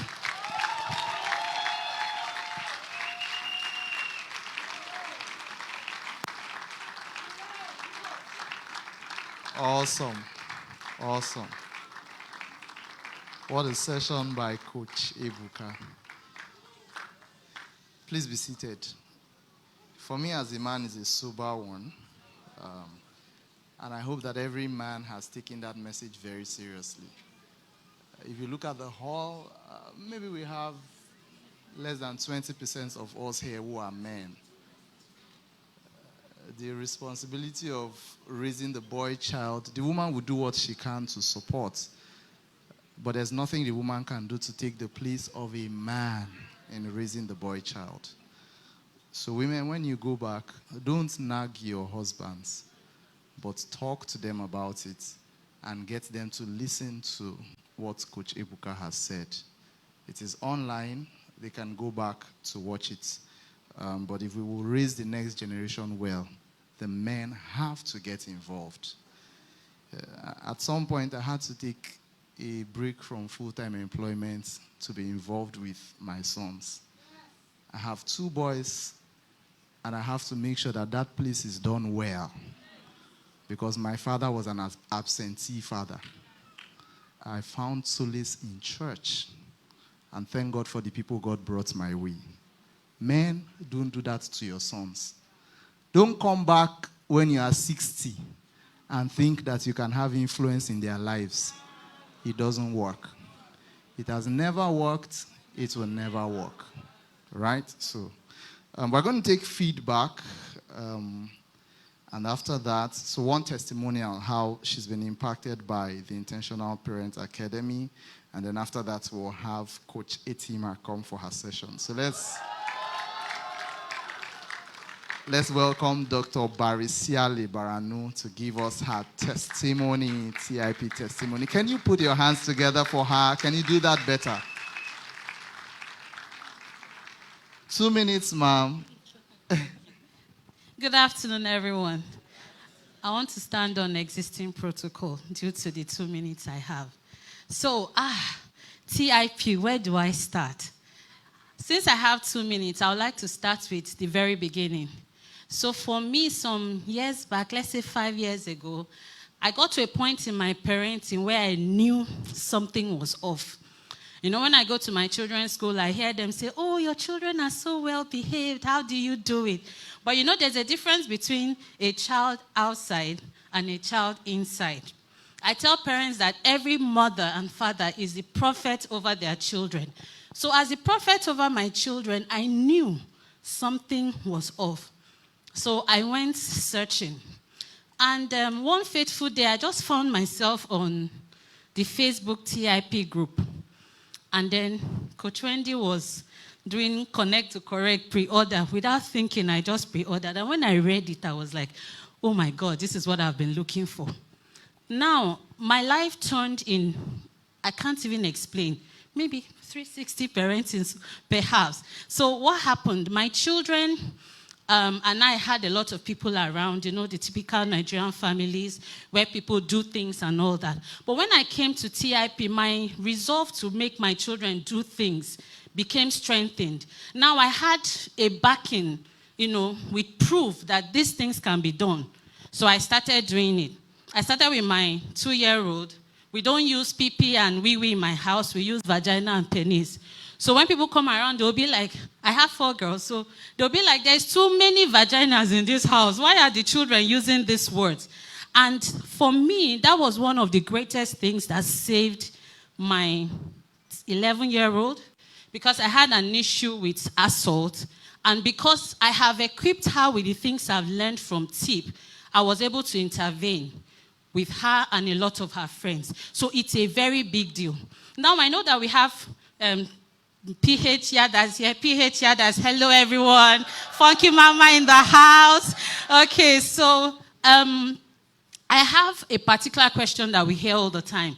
It's too expensive. How do I pay? I'm barely struggling to do this. I will tell you that if you need something, you will find a way to get it done. That takes me to my masterpiece journey. So Coach Wendy talked about masterpiece. I need 1,000 women to run with me and walk with the Lord, you know, blah, blah, blah. And I just had 100,000. I'm on the altar, so I'm not lying, right? So I just, you know, sent it in. And I thought I knew something. No, we say TIP is the expectation, right? I thought I knew what was happening. And then I entered the masterpiece woman. And I realized I was learning, like, what is happening here? You know, my life changed, my work changed, my relationship with my husband changed, my relationship with people changed. The office, everybody can testify that there's something different. So I understood that you can actually be excellent, you know, in the things that you do. I'm a mother of 5. I'm a full-time working woman. And I have businesses by the side. And I'm doing other hustles. And if I may add, I'm doing them excellently well. It's not shabby. And it's not because I'm too good, but because I have had a skill that has been honed, you know, that someone is pushing you to work on and, you know, fine-tune. And then, the community of women and men, it's amazing. So if you don't have anything at all, you have a community of men and women that are there for you. When I mean there for you, I don't mean about, you know, hello, hi, gisting, waste, you know, real community that will support you spiritually, physically, emotionally, and on your journey. So I just want to say thank you. And those that are not yet to join, please, this is your opportunity to join. Don't miss it. Thank you. Thank you, Dr. Barisiali. Thank you. All right, so I'm going to read a short profile of Coach Etima, and we're going to have her session. So as speakers, we have 30 minutes. There's a timer for you, so we can all keep to time and then impart within the time we have. So Etima Ume is a certified counselor, youth life coach, and experienced teen mentor. She's the founder of the Responsible Teens Academy, creator of the Girls Hub, lead mentor at the Teens Roundtable, host of the annual Teens Mentoring Boot Camp, and the Teens Easter Camp. Her bestseller, Maintain Your White, has sold thousands of copies within and outside Nigeria. The spiritually intelligent teenager sex-proof your home as some of her many resources impacting the world. Auntie Etima, as she's fondly called, is married to Matthew Ume, an original Udogu. Together, they run Witty Minds Family Bookstore and are blessed with 3 amazing teenagers. Can we, with a round of applause, make welcome Coach Etima? Can you do that better? Can you do that better? Let's give it up for her. Thank you so much, everyone. Please have your seats. No time. They say we should run. Okay, I count it a great privilege to be here. I don't take it for granted. Thank you to the Osiris, our power pastors. People don't know how to celebrate your pastors. Aww. And thank you to Coach Wendy and the governor, our own very special power couple too. We too, we have our own in Abuja. Port Harcourt, don't tension us. What is it? It's such a great privilege to be here. Thank you, Coach Ebuka, Coach David. Amazing. Our team is the best. Trust me. We're always ready to move. And thank you to TIP, Yadas, Port Harcourt. We're all fasting. We declared fasting. We say we are not eating. People want to wound us. Oginidi. Okay, so I'm going to be speaking briefly on raising a sensible girl in a perverse society. The first time I came to Port Harcourt, I was a child, kind of, so I didn't really, I can't really remember much that happened. But then in 2021, I came back to Port Harcourt again. And I remember coming, I went to Genesis. Abi, is that what it's called? I went to Genesis.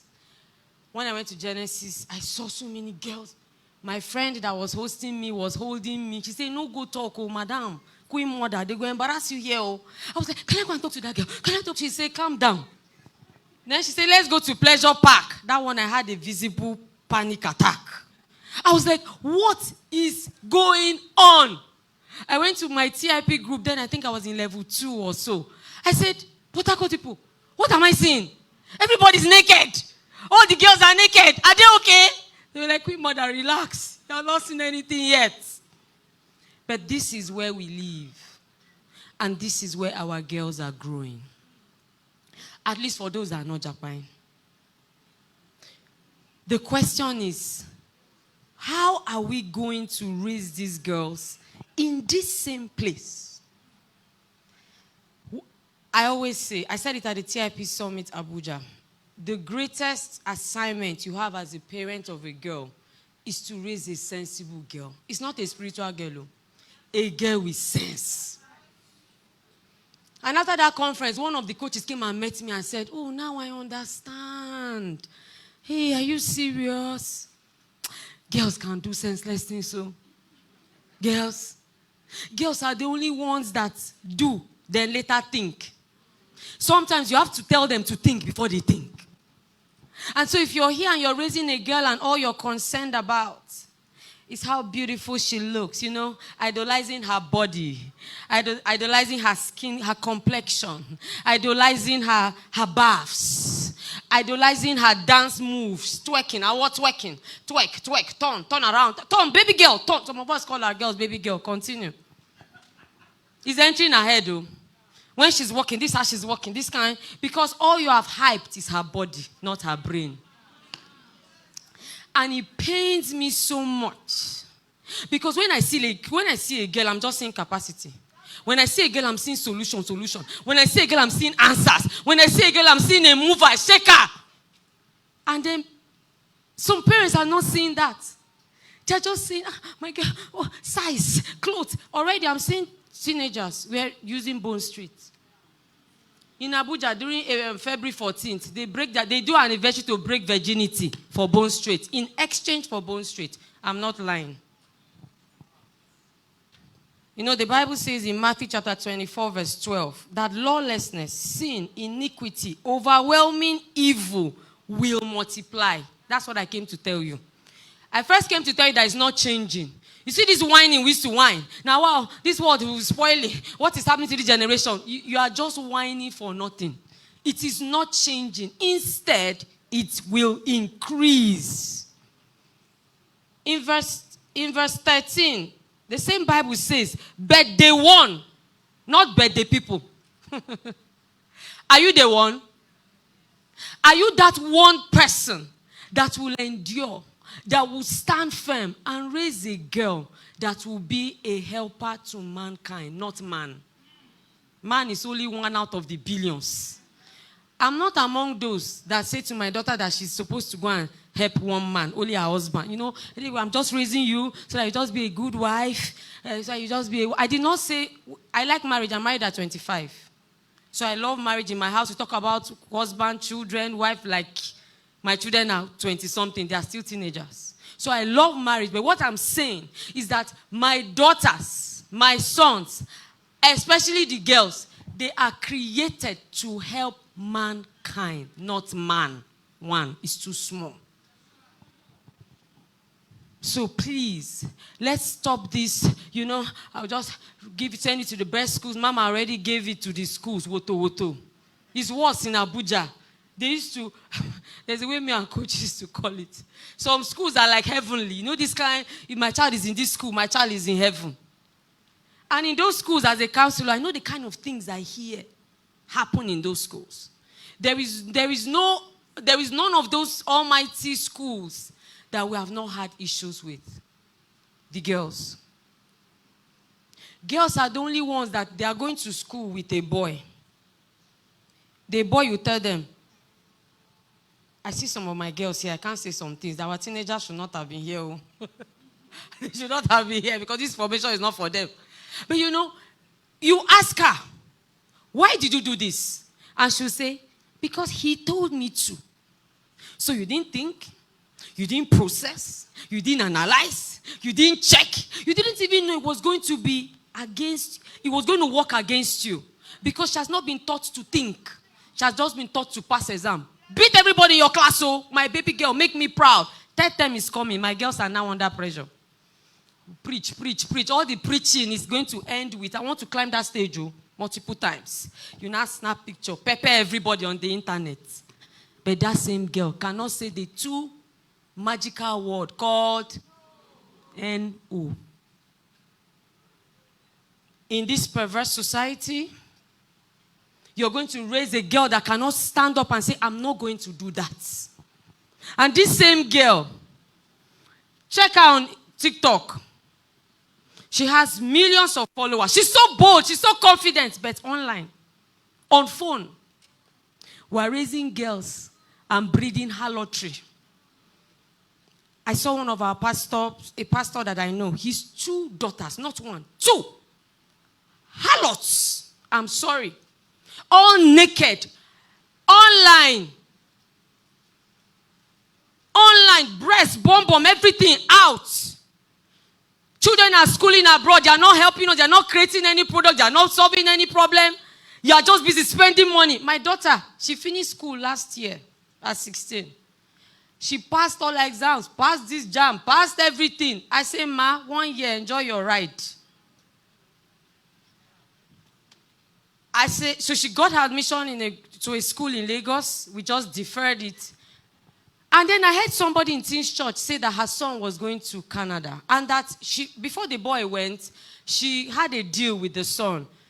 I said, you will either go to Canada and fend for yourself, like you work to take care of yourself, or you go to school in Nigeria. The boy chose Canada, that he will fend for himself. I say, wow. Well, really? I just turned to my daughter, Madam, you will either go to Federal University, I will take care of you, or you go to this private school and you fend for yourself. She chose that one. So throughout this 1 year, what she's doing is building the skills that she will use to buy food. If not, all I'll do is just be making money and send it to her. Mommy, please, I can't eat. I want to eat shawarma. Pew! I send money. Mommy, please, pew! I'll just be making money and she'll be... You know your money is sweet for them to spend, right? My daughter, I don't really like cooking. Immediately that deal came up. My daughter, she's on a project of learning 350 meals. She has been learning different styles. She had to make sure that the school has fridge and allows them to cook. You see? If you don't help these girls think, they will rubbish you. If I allow her, she'll just go there to the school. My daughter likes fashion, likes style, likes dress. That's all she'll be doing. She'll be reading, passing, but she'll be peppering everybody with my money. So I use that arrangement to just keep her in check.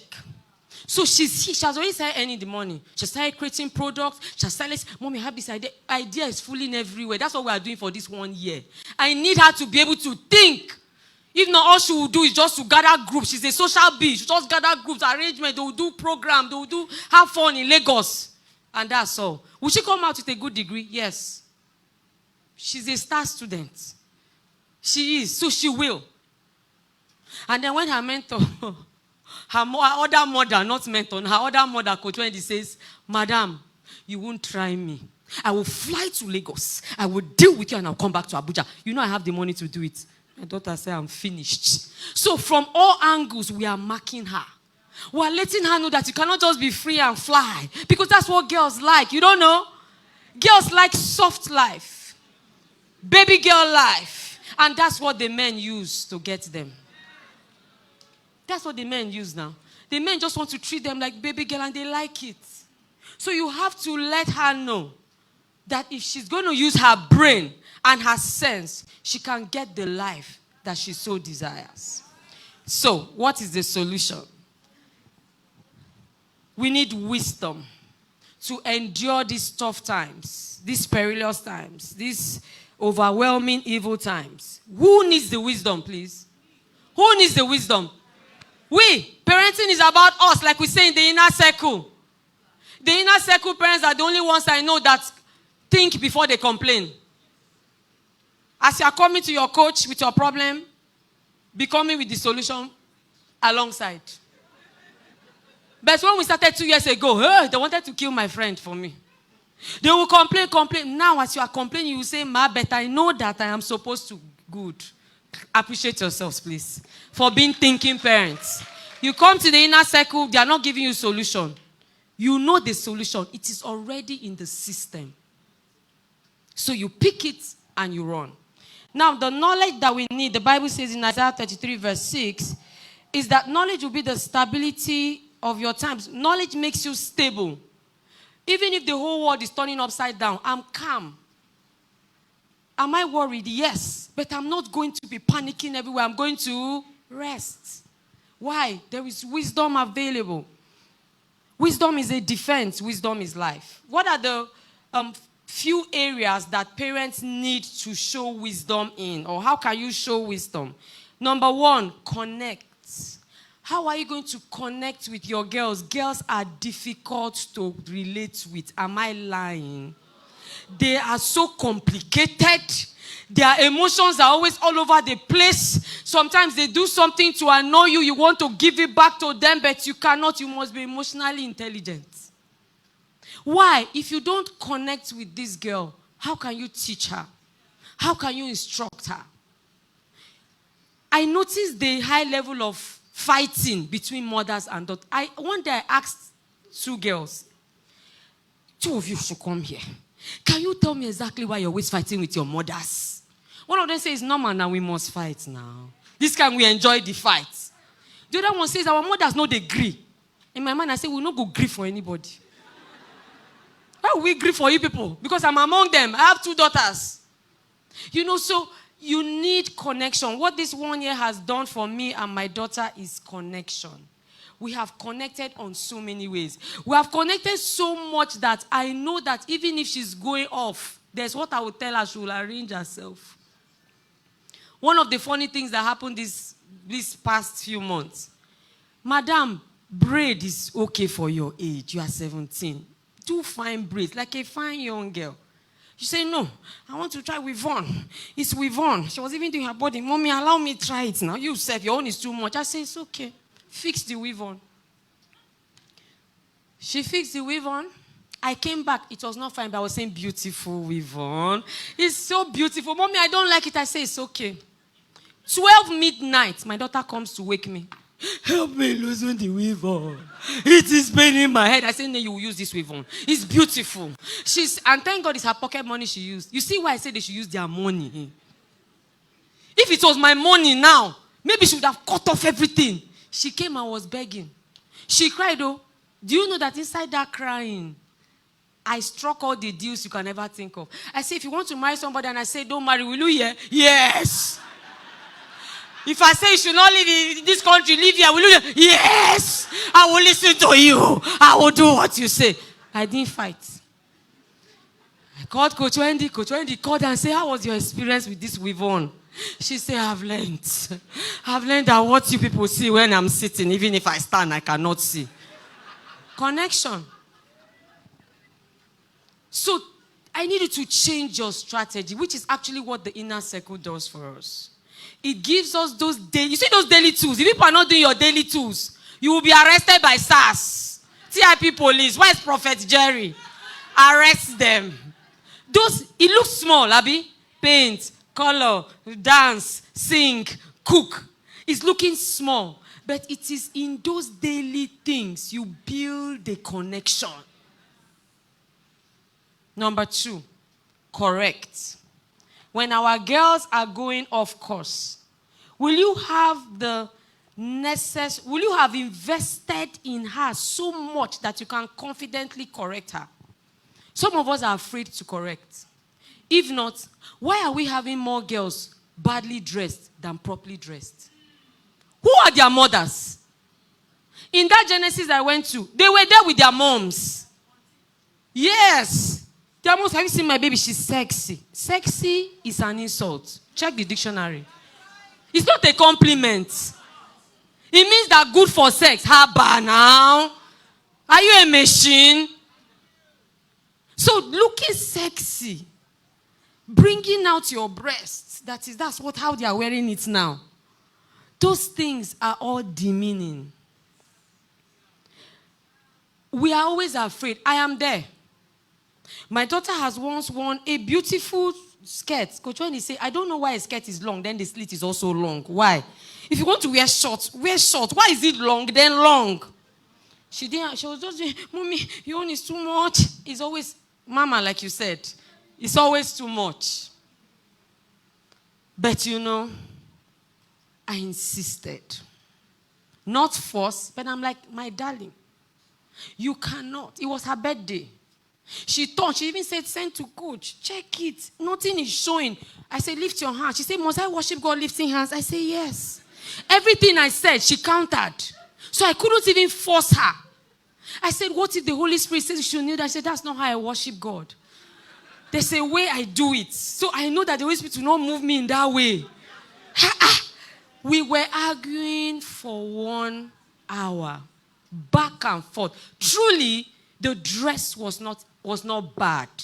It was just inappropriate. It was for the wrong. It was to church. Her birthday. It was just a dress that you just wear for a casual event. And so finally, she didn't wear the one I suggested, but she wore another one. It was not a new dress, but it was beautiful. And guess what I said? When I've used everything, it didn't work. I said to her, you know the thing about dressing, because now I can't seem to prove to you why you should not wear this dress. But one thing I know is that when you dress and the glory of God is seen in you, people are drawn towards God. They will look at you and be like, hi, I didn't know you touched her. I just said, do you remember one other dress you wore? You looked so beautiful. I just saw the glory of God on you. It was so nice. She just rolled her eyes and did like this. As I turned, she came back and said, no problem, you win. I'll change. I'll wear this one. She said it was because you said that when people look at me, they want to see the glory of God. Find any strategy and correct your girls. Find it. Don't come and be giving us as children of girls of this day, they don't used to hear word. So we should leave them. It's an excuse. It's an explanation. We have passed that level. Show working. We want to see the results, the outcomes in your girls. Guess why? These girls are the ones that will pull down the giants Uncle Ebuka is struggling to raise. They'll just come, they'll just whine. Pew, pew, the Delilah girls. Pew, Delilah is for married women. Let's go and know how to do our husbands. It's not for young girls. They can pull down these giants. Did you see what happened to Samson? Plucked out his eyes. Destiny, powerful destiny, pulled everything down because of a senseless girl. And she pleased down me now. Just carry the man, put on the laps. Pakam, she didn't sleep with him. Oh. Just seduction. Because she was not guided. That girl is a kingmaker. That's what I tell my girls. You are kingmakers. When the Bible says concerning the Proverbs 31 woman, her husband will be known at the gates. Why? She gets sense. My husband, do it like this. Do it like this. Let's go. Come on, guy. Let's move. That's what our daughters are supposed to be doing. They are not supposed to be snatching people's husbands. Who are the side chicks? Don't they have parents? Do you know how many relationships are broken? One girl, I'm dating somebody's husband. I say, I have a guide to on-site chicken. I have a guide to breaking relationship with married men. My darling, come. Let us break this relationship. On my birthday, she sent me a beautiful gift, thanking me for taking her out of that devilish relationship. She said, the man cannot survive. I said, woo! Nalayo! Hey! She now sent me the message the guy sent. If you leave me, I will die. If you leave me, I will... After 3 days, she said, Auntie Tima, he has not called me. I say, you're welcome. Come, my darling, I love you. Stay with me. The guy moved on. Of course, he's somebody's husband. But of course, he's someone's husband. Number 3, create an environment that they can thrive in. Not every environment is for your daughter. An environment of friends, the right friends, and the kind of environment we have created for our children, you must pass. You must create. You must have sense. Because in that circle, it's an environment we created.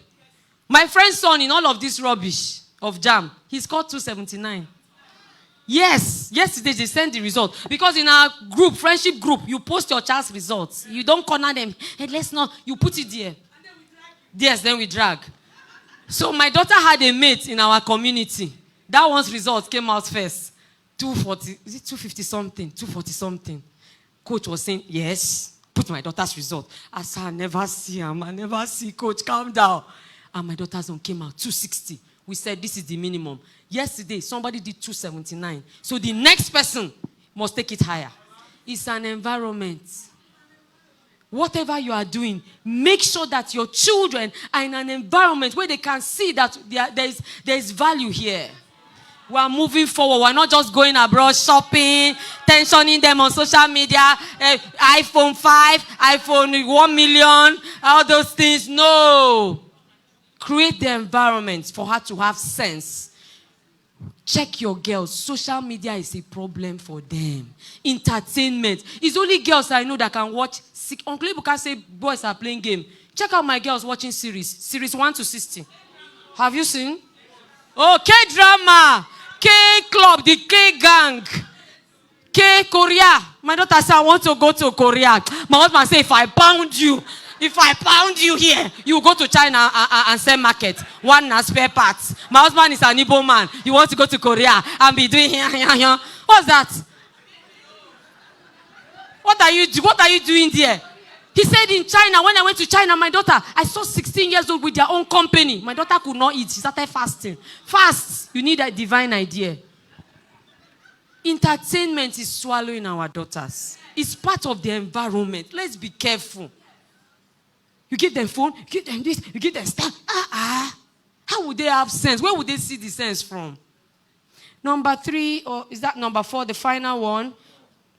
Cultivate a culture of valuability, acceptability, and resourceability. I had to change it, not resourcefulness. Everything is ability.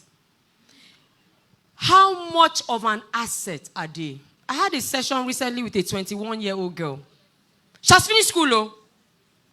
But her assets, very low. They just fling her, use her, dump her anyhow she wants. They treat her anyhow. Why? She has not been able to bring out her assets. Since my daughter has been around, she's our errands girl. Ask coach. Coach just says, I need done, ma. She just do, bam, order, this, bam, think, plan, bam, bam, bam. That's why you are there. Use your brain. Bring out her value. If you're in the inner circle, you will know through those tools that the aim is to raise independent thinking. You know now. If your child cannot think, you cannot rest. How will you rest? Mommy, daddy, they will be calling you. You will be on in United Nations. They'll be calling you. And that's how girls are. See, we are not raising jellyfishes. Oh. The Bible calls our daughters pillars. Check out the difference. Jellyfish, pillar. I don't know how to. What is it? Build these things in these girls. 3 warnings. 3 things I need you to be careful about. Number 1, be careful about opportunities. Some open doors are prison doors. Canada. You just hear that somebody's daughter is going to, my daughter too will go. And you don't know that those systems are meant to swallow your daughters. So as they are landing, he's swallowing them. I brought her up well. The Bible says, if you train up a child in the way that should go, is that the way the child should go? The child is supposed to be in Canada. He will not depart. How? The system there is stronger than everything you have put. Like Coach Wendy will say, the environment is bigger than your value. So the values that's why they took us to park yesterday. Before you know what's happening, I was doing like this. They say, hey, Spirit Coco is dancing.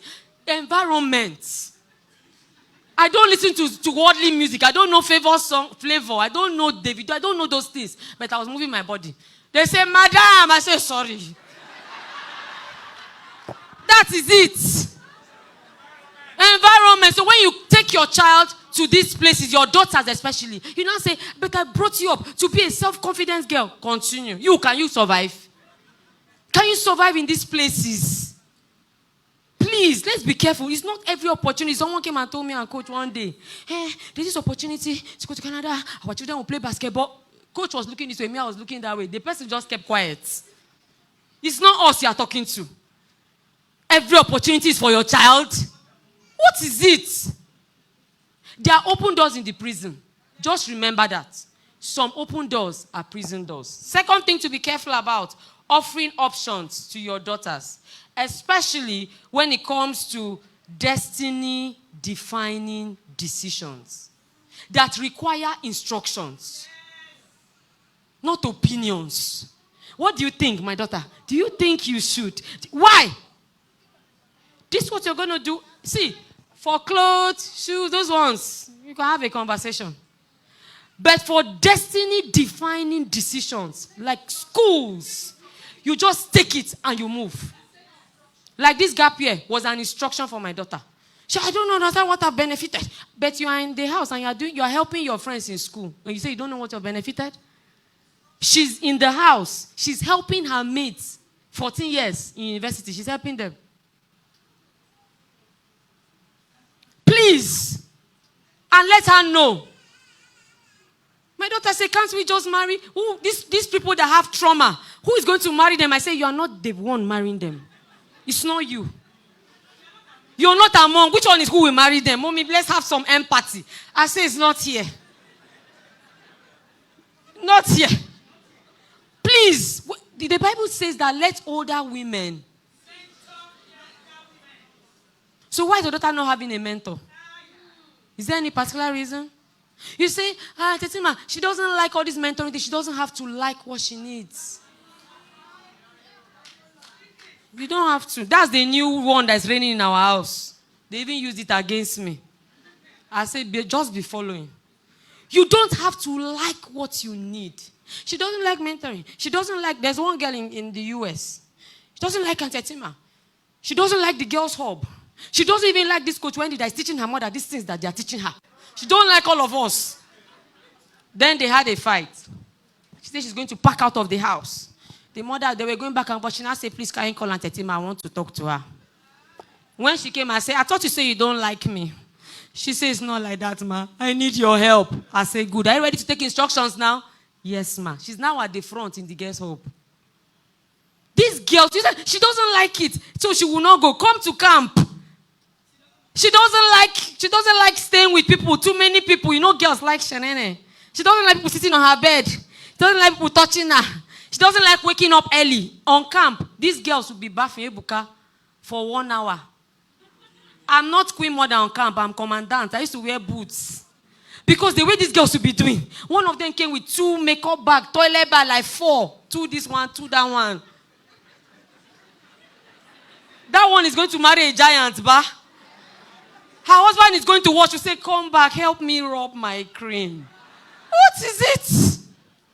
Give these girls instructions and let them follow so that they can fly. The final thing to be careful about, be careful of denying her obstacles. Hurdles are required for levels. Without a hurdle, your daughter cannot go to the next level. Please, my son can, no, but my daughter, no, Auntie Etima, this one you are saying, How is she going to think if she's not able to solve problems? How is she going to be able to know what is inside her? In the girls' hub, I cannot is a criminal offense. I will handcuff you like this for saying I cannot. You can. Cannot. It's a criminal offense because that's how it starts. And then they grow up to become a burden. You know the worst thing that can happen to a man, is to marry a bad wife. A wife that cares only about her body. He's in trouble. And the nation will be in trouble. So I want us to please, as you register for Inner Circle, realize, come to the understanding that there's Girls Hub and there's Boys Academy. You don't have, you take instructions from our coach. And the instruction is, come first, come as you are. Then you give us your sons. Then you give us your daughters. And we'll all be all right. Can we please just say a word of prayer? And that prayer is for ourselves. The prayer is, God, give me the grace to have the wisdom I need to raise a sensible girl. Both as a man and as a woman. We need that grace. Wisdom is a defense. Wisdom is protection. Wisdom is the only thing that can save you, especially when you live in a city like this. A city full of perversion. A city that is countering your values. You need a lot of wisdom. And if that is one thing you contact in this program today, God has done you well. I pray that the Lord will pour onto us that grace to raise girls that are wise and that are sensible. In Jesus' name we have prayed.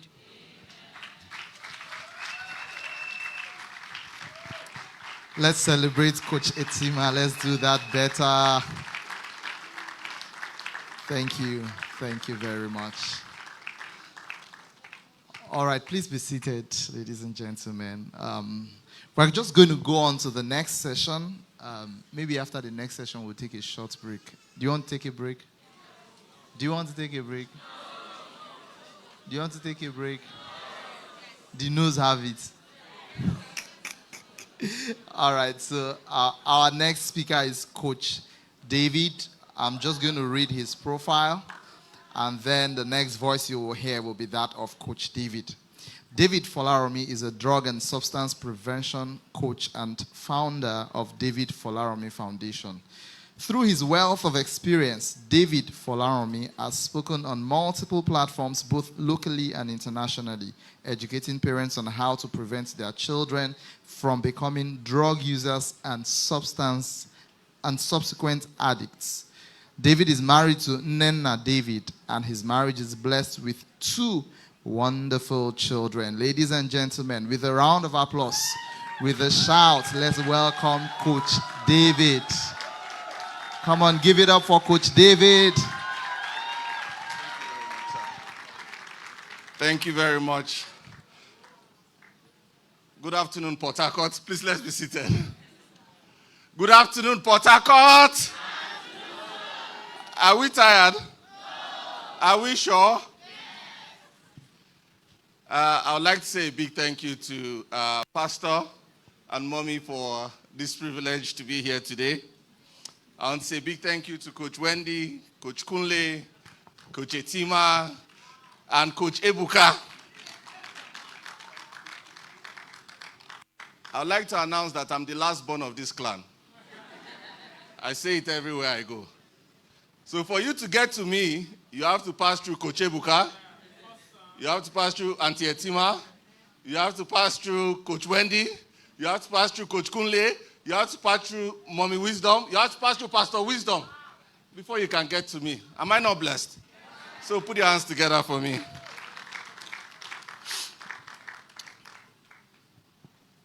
Today we're going to be talking on a topic that I consider very dear and precious to me.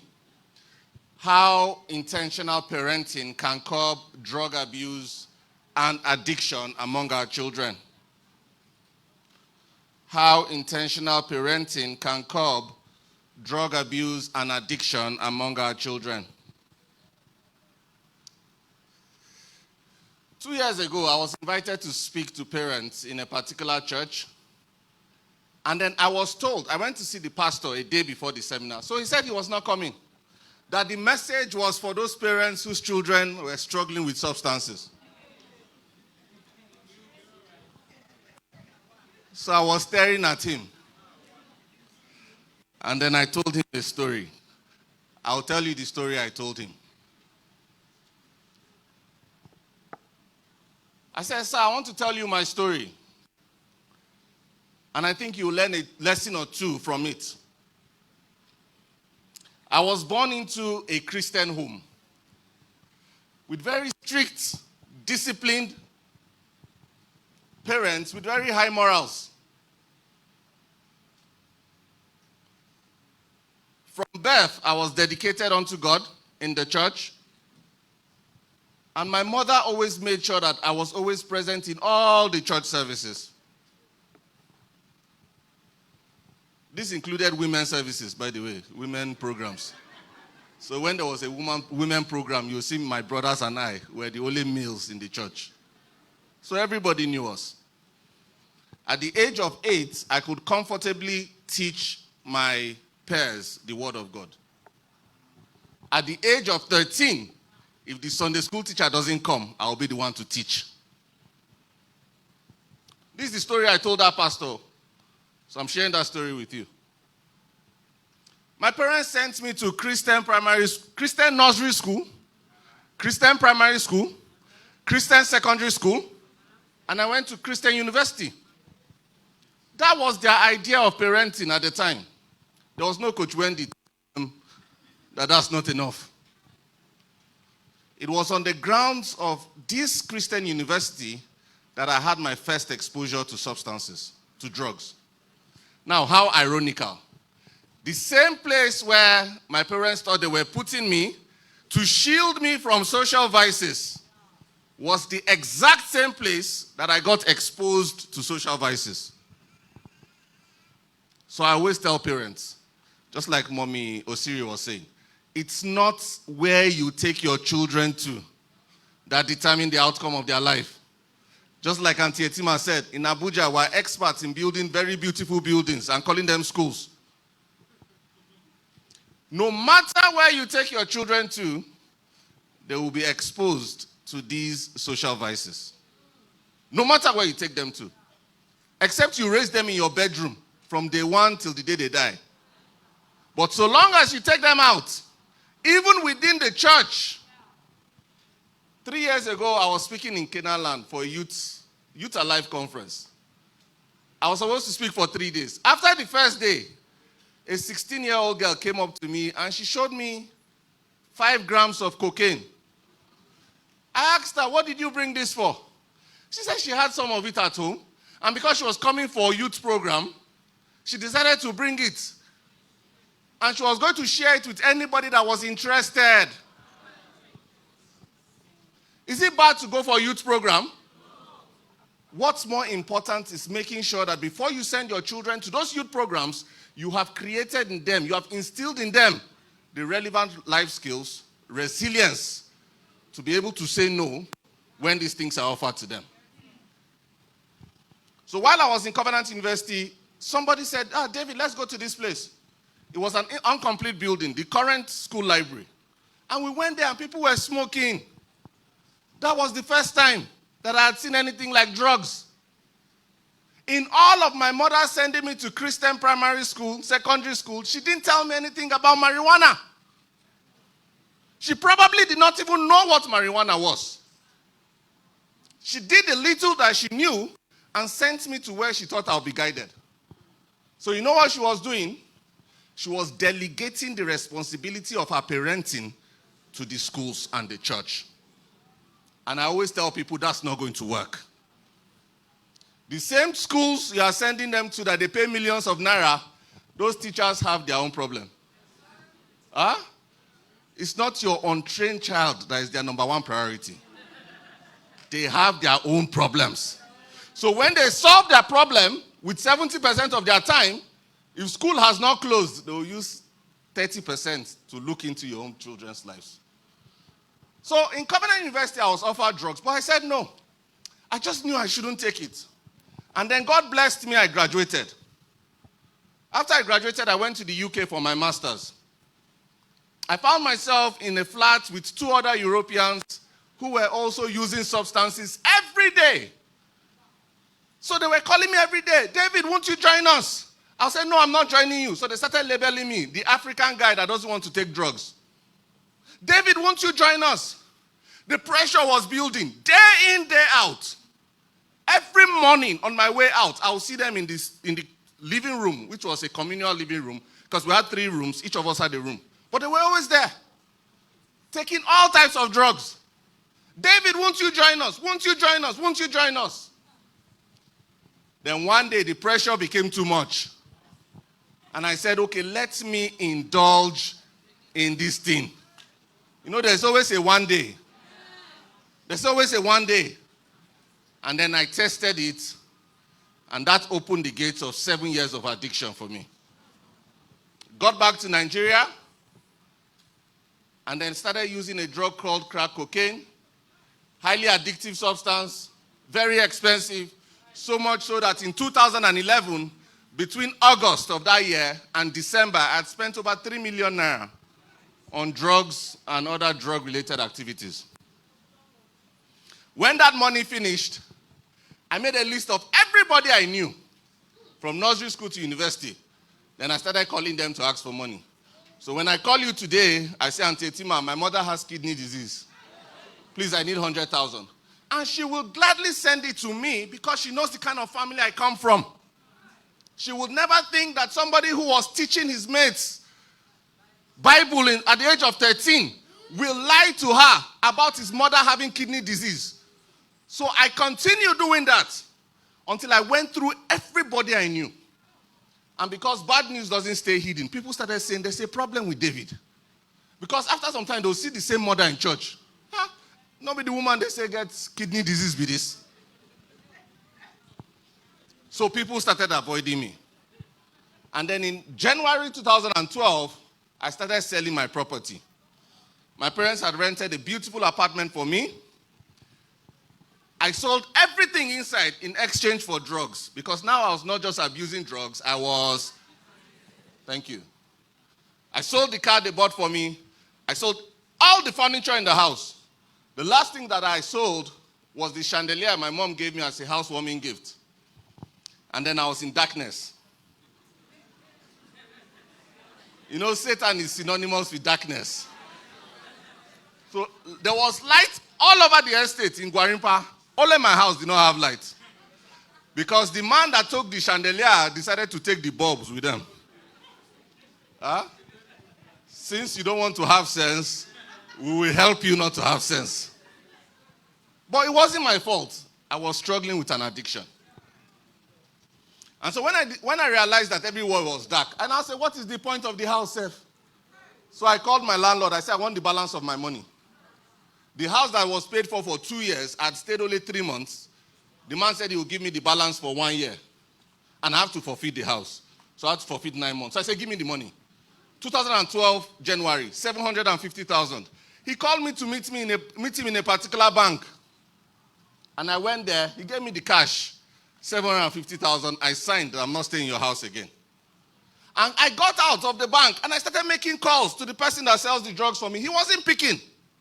And then somebody walked up to me and said, oh boy, it's like say they find this thing. I said, yes, no. He said, there's a place I can take you to that you don't have to call anybody. You just sit there. It's an open market. I said, oh my God. Okay, let us go. Now you see how funny addiction, sin can be. I was following somebody I do not know to a place I do not know with 750,000 in my pocket. But then he took me there, and it was what we call the bunk, where they sell drugs, all manner of drugs, cocaine, heroin, crystal methamphetamine. And the first thing I saw were young people. Young people, obviously with parents in their homes. All looking like zombies. This was early in the morning, around 9:30 a.m. All like that, just staggering. No jokes, not funny. And I came in, and they took me to the guy that was selling. And the guy looked at me. He had not seen my face before. I said, I want to buy this. He looked at me. So he asked me some questions, obviously to know. And then I passed the questions with flying colors.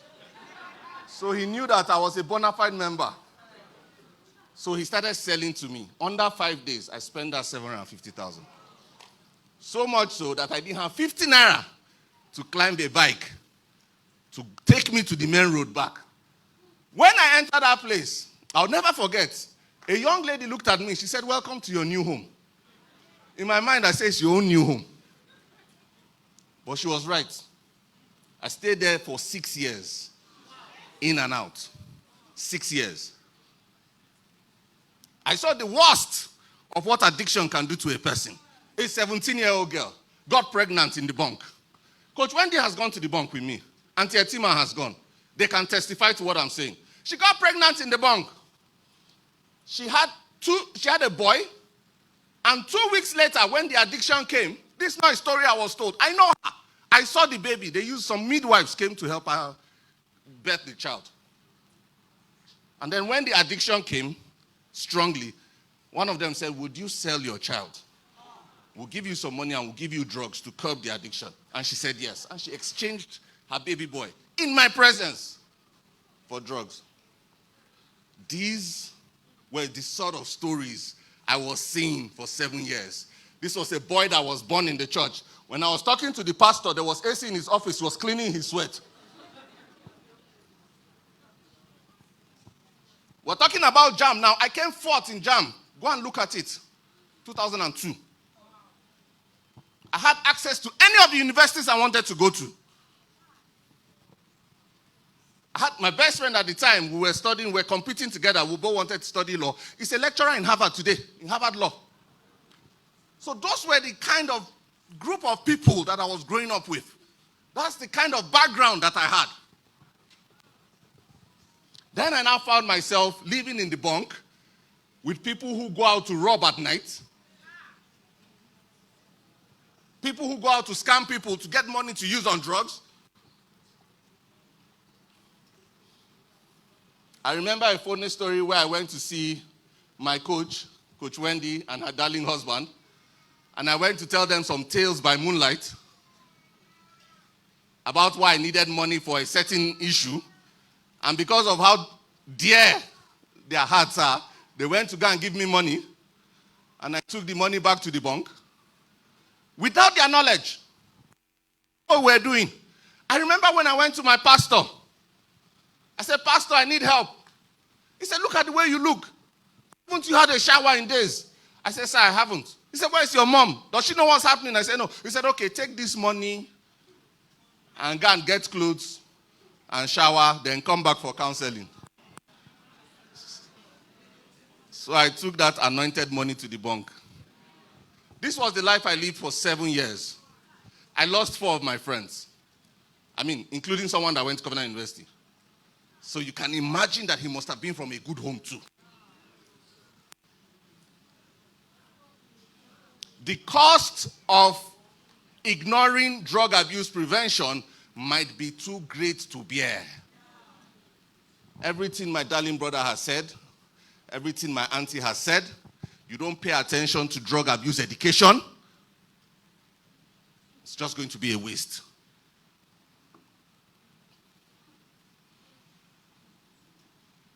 So this life happened for 7 years, struggling with addiction.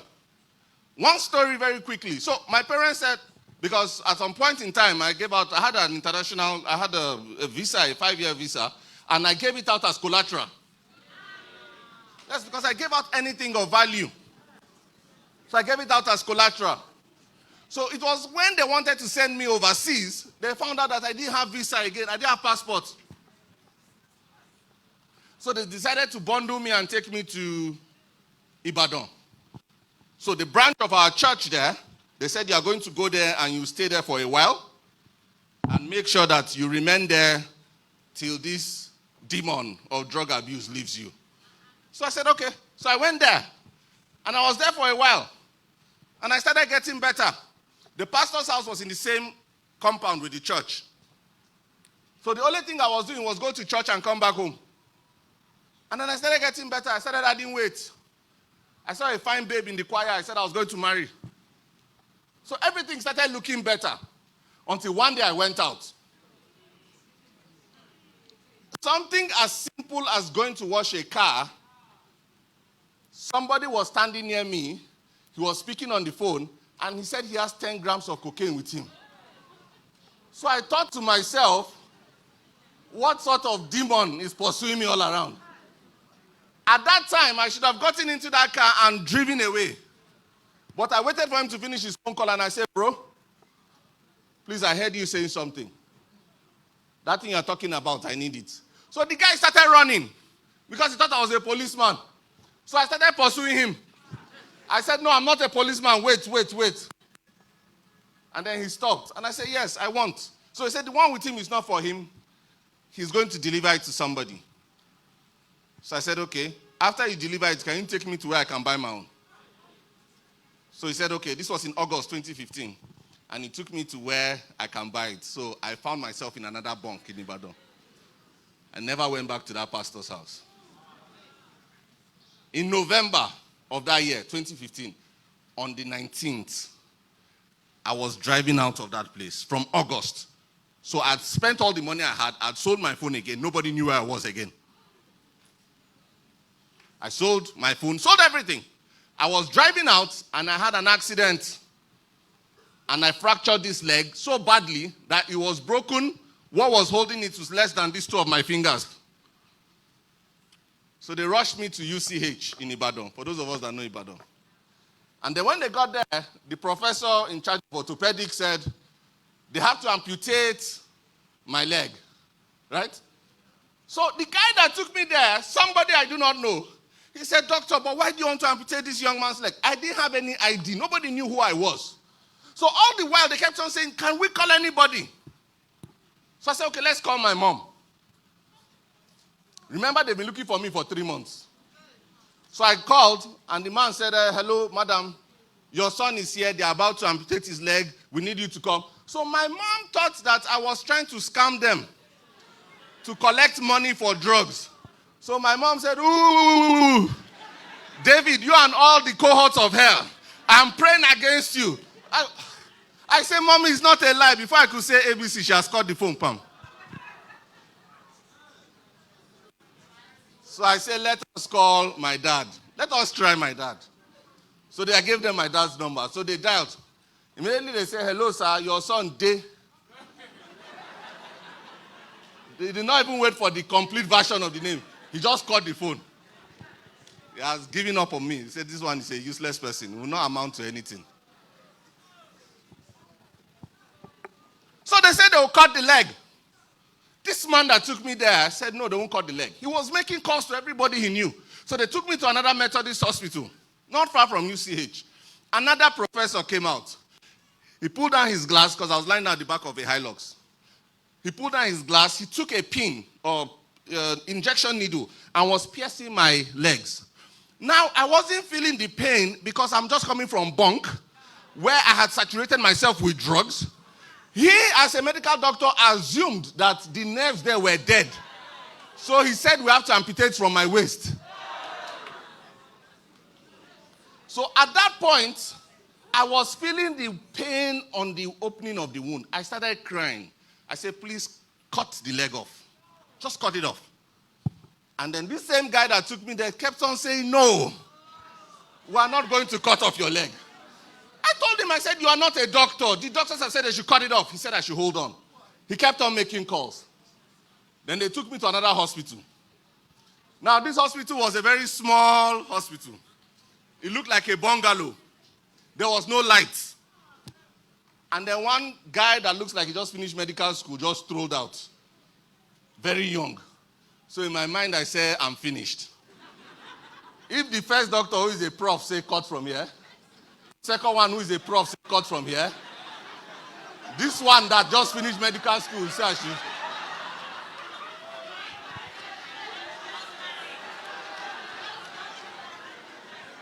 So the guy came and he looked at me, and the first thing he said was the only thing that had made sense all that night. He said, why didn't they even cover this wound? How could you be carrying him like this all through the night with an open wound? I could see inside my leg. So he said he can't perform the surgery, but he will bind it, and then he will call his university, his project supervisor, who is in OAU, Obafemi Awolowo University, Ife, and they should take me there. He will do the surgery. Luckily, he called him. The man was on call that day. So he said, okay, they should bring me there. And so this same man that I don't know from Adam paid for an ambulance and took me to Obafemi Awolowo University. When he got there, he estimated the cost of the surgery. He paid for it and wrote my mother's number down and gave the doctor. He said, when you are done, call her. And he left. This is 9 years later. I have not set my eyes on that man. So they did the surgery. And then the doctor told me my leg would be hung for 3 months. So I said, okay. So my mom eventually came. And then after that, I'm going somewhere with this. After that, they discharged me. I went back to Abuja.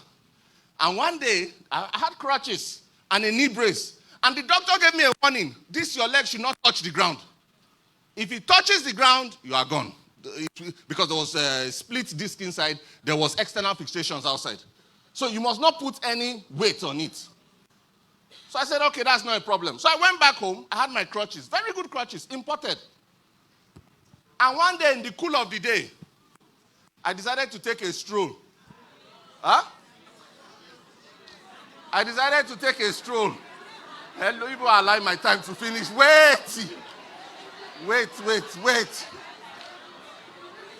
I decided to take a stroll. And you know that, hello, most problems start from strolling. Remember David in the Bible? When his mates went for war, he was strolling on the roof. So that's how I was strolling in my estate. And then I saw somebody. This time it wasn't a woman, it was a man. But he said, David, long time, we heard you are dead. I said, I'm not dead, God forbid. He said, come inside the car. And then from inside the car, we found ourselves in the bunk. So when we got to the bunk, the dealers there were so happy to see me. They said, we thought you have died. So they did a party for everybody. They gave us free drugs. That was just to open our appetites. So I started selling everything I had again. I'd sold my phone, spent all my money, and then I had nothing. I started begging them. Then one of them said, you use this, your crutches. He said, you use the crutches. I was looking at him. I said, I can't walk without it. He said, then that means you can't get anything. They go. This is a place I spent millions of naira in. So I called him back. I said, okay, take the crutches. So he took the crutches and he gave me drugs. He gave me drugs in exchange. And then when the drugs finished, my eyes, I looked left, I looked right, I didn't see the guy. So I started hopping on my left leg. So I had to hop a very long distance to try and get help. I collapsed, I fainted. Somebody saw me, who is a Covenant University graduate, called my parents. They said they've been looking for me. He just came back from Ibadan not long. They've been looking for me. Okay, bundle him and take him to so place. So they took me to hospital, then they handcuffed me. My brother said better.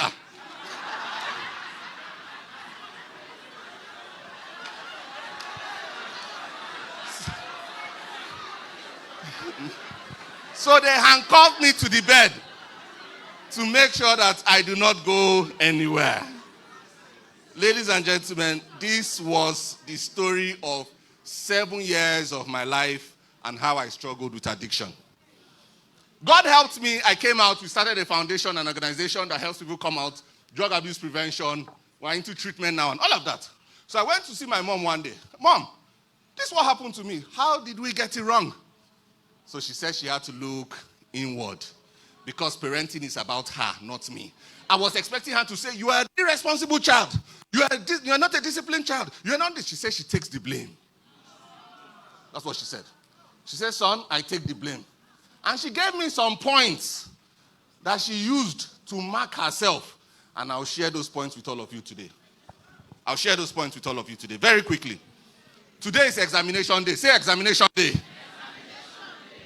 Mommy Osiri started. She wanted to give us 10 points. She stopped at 8. All those 8 points, mark yourself. Mark yourself. Are you doing them? Coach Ebuka came up. He gave us some points. Mark yourself. Auntie Etima came up. She gave us some points. Mark yourself. And today I'll give you some points very quickly before my time is up. Number 1, have you gotten the right information on drug abuse and how it can be prevented? Have you gotten the right information? Have you gotten the right information? A place you can get the right information is the inner circle. It's the inner circle. Everything I teach, everywhere I go, is from what my coach has taught me. Simple. I just modify it to fit drug abuse. One day, I was listening to her on a Tuesday live, and she talked about delayed gratification. I was so angry, because I thought I'm the first that knows it. I was like, doesn't this woman rest? Must she read everything? You know, leave some for us. Everything I learned from there. So you want to get information, get into the inner circle. Have you learned drug abuse courses? Have you learned the risk factors? Have you learned prevention techniques, etc.? These are information on drugs that you need to know. The trends in our time. Do you know they sell drugs on social media? On Instagram? On Facebook? On TikTok? I went to a woman's house. The daughter was inside, 16 years old. They brought cupcakes to her. The mother picked the cupcakes from the door and was taking it upstairs. I said, hold it! You called me here because you say your daughter has a problem. And you say she doesn't go out. And I asked you if she has visitors. You say no. And now they are bringing cupcakes. I want to see what's inside that cupcake. She said, no, it's just cake. Look, I said, no. The first cake I opened had 1 gram of cocaine inside. Tied in a nylon. Do you know the trends? Number 2, have you had the drug abuse talk with your children? Have you? Or you are leaving it for the schools? You are leaving drug abuse education for the schools. When parenting is about you, when the responsibility is for you to start that education. I always tell people everywhere I go, drug abuse can be prevented, and it starts with the family. As parents, you are the custodians of these families, so it starts with you. By every stage of your children's life, there's something you can teach them on drug abuse prevention. We don't have the time to go into that. If you want to learn, Mama, sex educate like a pro, is he here? Get part 1 and part 2 outside. Number 3, are you a present parent or you are a parent that gives presents? Are you a what? Present parent. This pastor here said at a point in time he had to reduce from full-time employment to take care of the needs of his children. I've also seen people do that. I know a woman that was working in the UN, found out her 2 children were using drugs. She resigned. She left the UN job. She homeschooled her children from SS1 to the road to WAEC. I'm not saying that's how she should have gone about it in the beginning. But she found out that she made a mistake, and that's the only way she could correct it. I told the story of a school I went to in Lagos. Coach knows the school. They pay millions. All these carrying children to school in millions. When I finished teaching, a young girl came and met me. Sir, I have a problem. I said, what's the problem? She said, I'm using cocaine. I looked at her. I tried to gauge her age. I thought she was around 16. Huh? You know, the age thing used to confuse us now. I thought she was around 16. So she started crying. I tried to keep a poker face so that I don't make her not say what she wants to say. She said, sir, 2 years ago, I started drinking Hennessy. From there, somebody gave me marijuana. And from there, I started using cocaine. Now I can't read and study without using cocaine. So in my mind, when she was asking all of this, saying all of this, the only thing that came to my mind is, where are the parents? You can't use these substances and the telltale signs will not show. So I asked, Pastor, my time is up. 5 more minutes, sir, please. Please. Thank you, sir. I asked, where are the parents? She said her father is a politician in Abuja. The mother is international businesswoman in Abu Dhabi. So she was Canada. So she was left with an uncle to take care of her. Absent parents. Absent parents. Today, that girl is struggling with liver cirrhosis and one damaged kidney. How old was she? 13. 13. He knows the school. He knows the school. 13. Number 4, are you a disciplined parent? Some of us as parents are indisciplined. We lead homes that is just chaotic. At the inner circle, we learn about systems and structure. Systems and structure around your home. You wonder what is the relationship between drug abuse and a structureless system.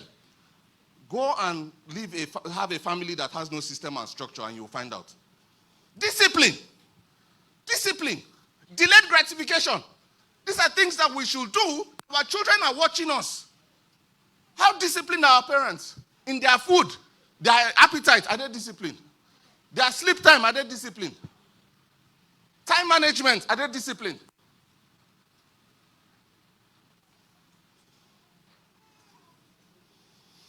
Number 5, have you taken appropriate measures to ensure that your home is drug-free? What are the things you have done to make sure your home is drug-free?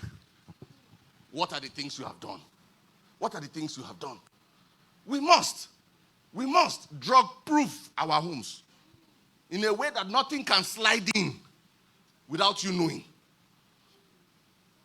Number 6, are you an enabling parent? Are you the one that is actually the cause of your child's drug use by enabling that behavior? You keep petting rubbish. He tells you that marijuana is just a plant. So you say, okay, just take one drag. It's okay. I have a parent that we went to rescue the son. The father, after we rescued him, sir, the father brought a bottle of wine for him. He's the father in Abuja. Enabling parents. Some of us as parents keep blaming our children's friends. I get that a lot in my office. When the parents leave, the child will tell me, sir, I'm the one that taught my own friends. They did not influence me.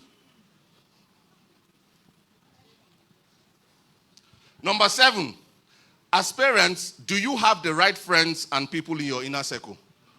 Do you have the right friends and people in your inner circle? Your children are watching. They are watching the people you keep as friends. They are watching the people that come close to you. Some of these people can influence them negatively without you even knowing.